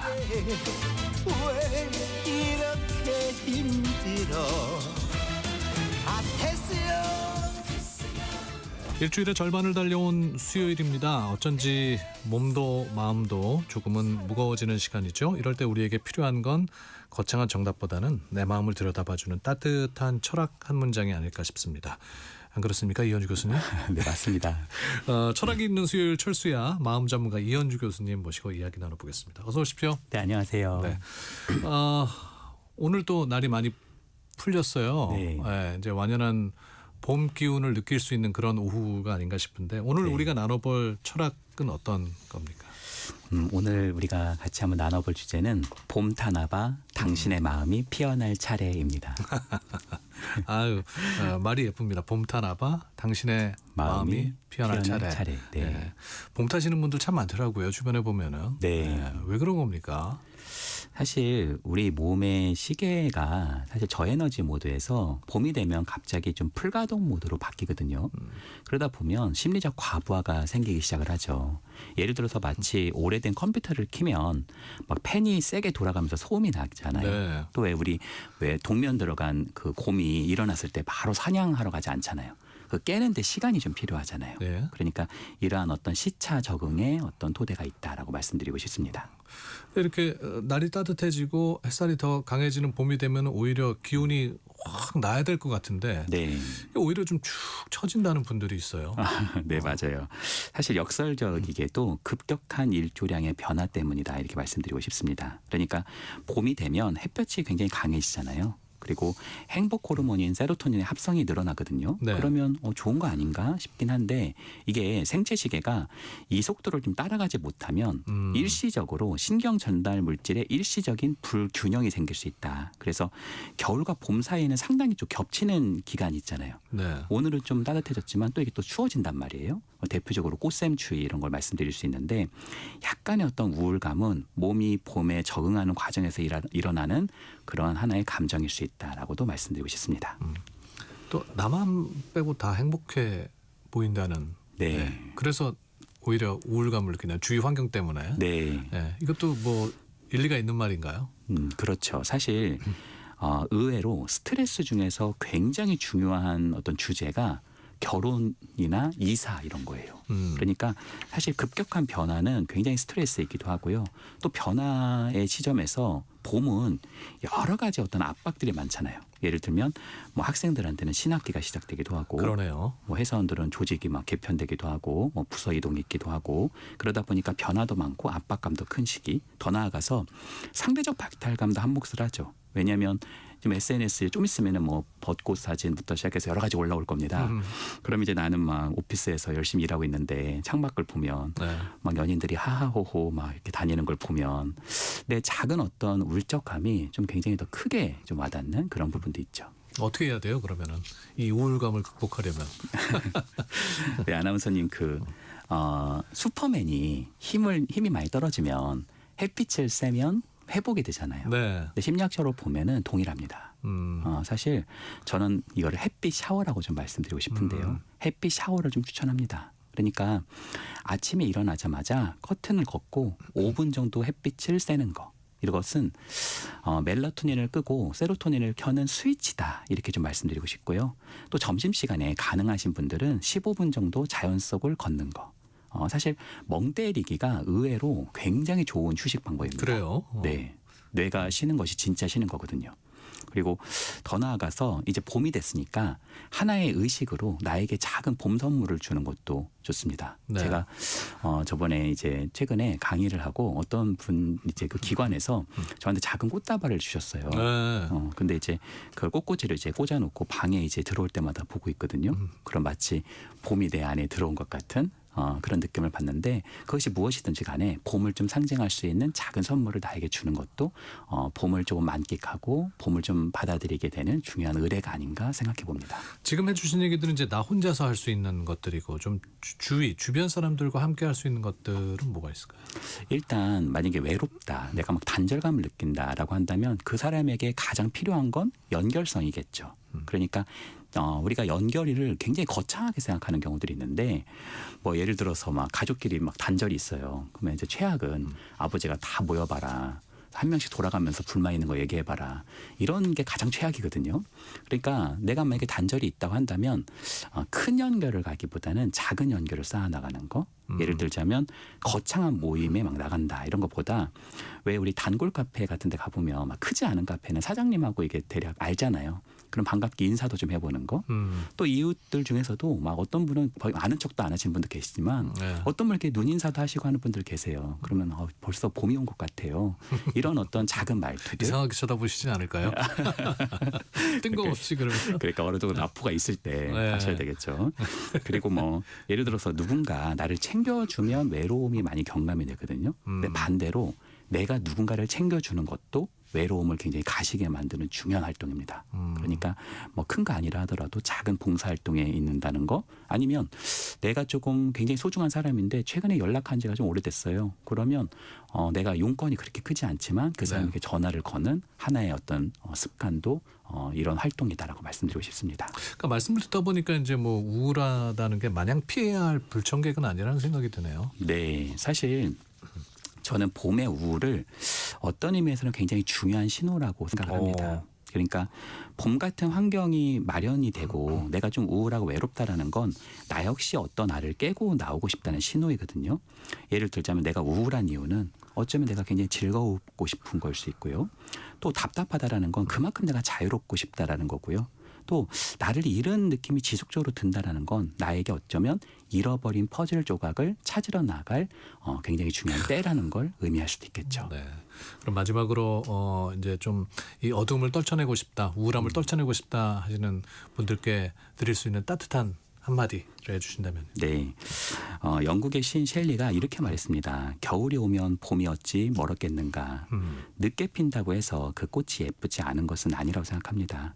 남들은 뛰고 있는데 나만 어두울 때는 아직 이제 내 때가 오진 않았지만 다시 말하자면 이제 나의 때가 오고 있는 것이다라고 또 말씀드리고 싶습니다. 네. 이현주 교수님 말씀 듣고 자 이제 나의 때가 오고 있는 거야라고 네. 생각하시는 분들 많이 계실 것 같아요. 네, 감사합니다. 최경민님께서도 오늘 말씀해 주신 대로 셀프 선물로 봄옷 하나 사고 싶다고 네. 또 이런 말씀을 전해오셨습니다. 네. 이현주 교수님 고맙습니다. 네. 다가오는 봄 마음 건강 대비 방법에 대해서 이야기 나눠봤습니다. 철학이 있는 수요일 철수야 이현주 교수님과 함께했습니다. 고맙습니다. 네, 감사합니다. 네, 오늘 끝곡으로 김윤아의 봄이 오면 띄워드리겠습니다. 여러분의 내일을 기대합니다. 당신과 나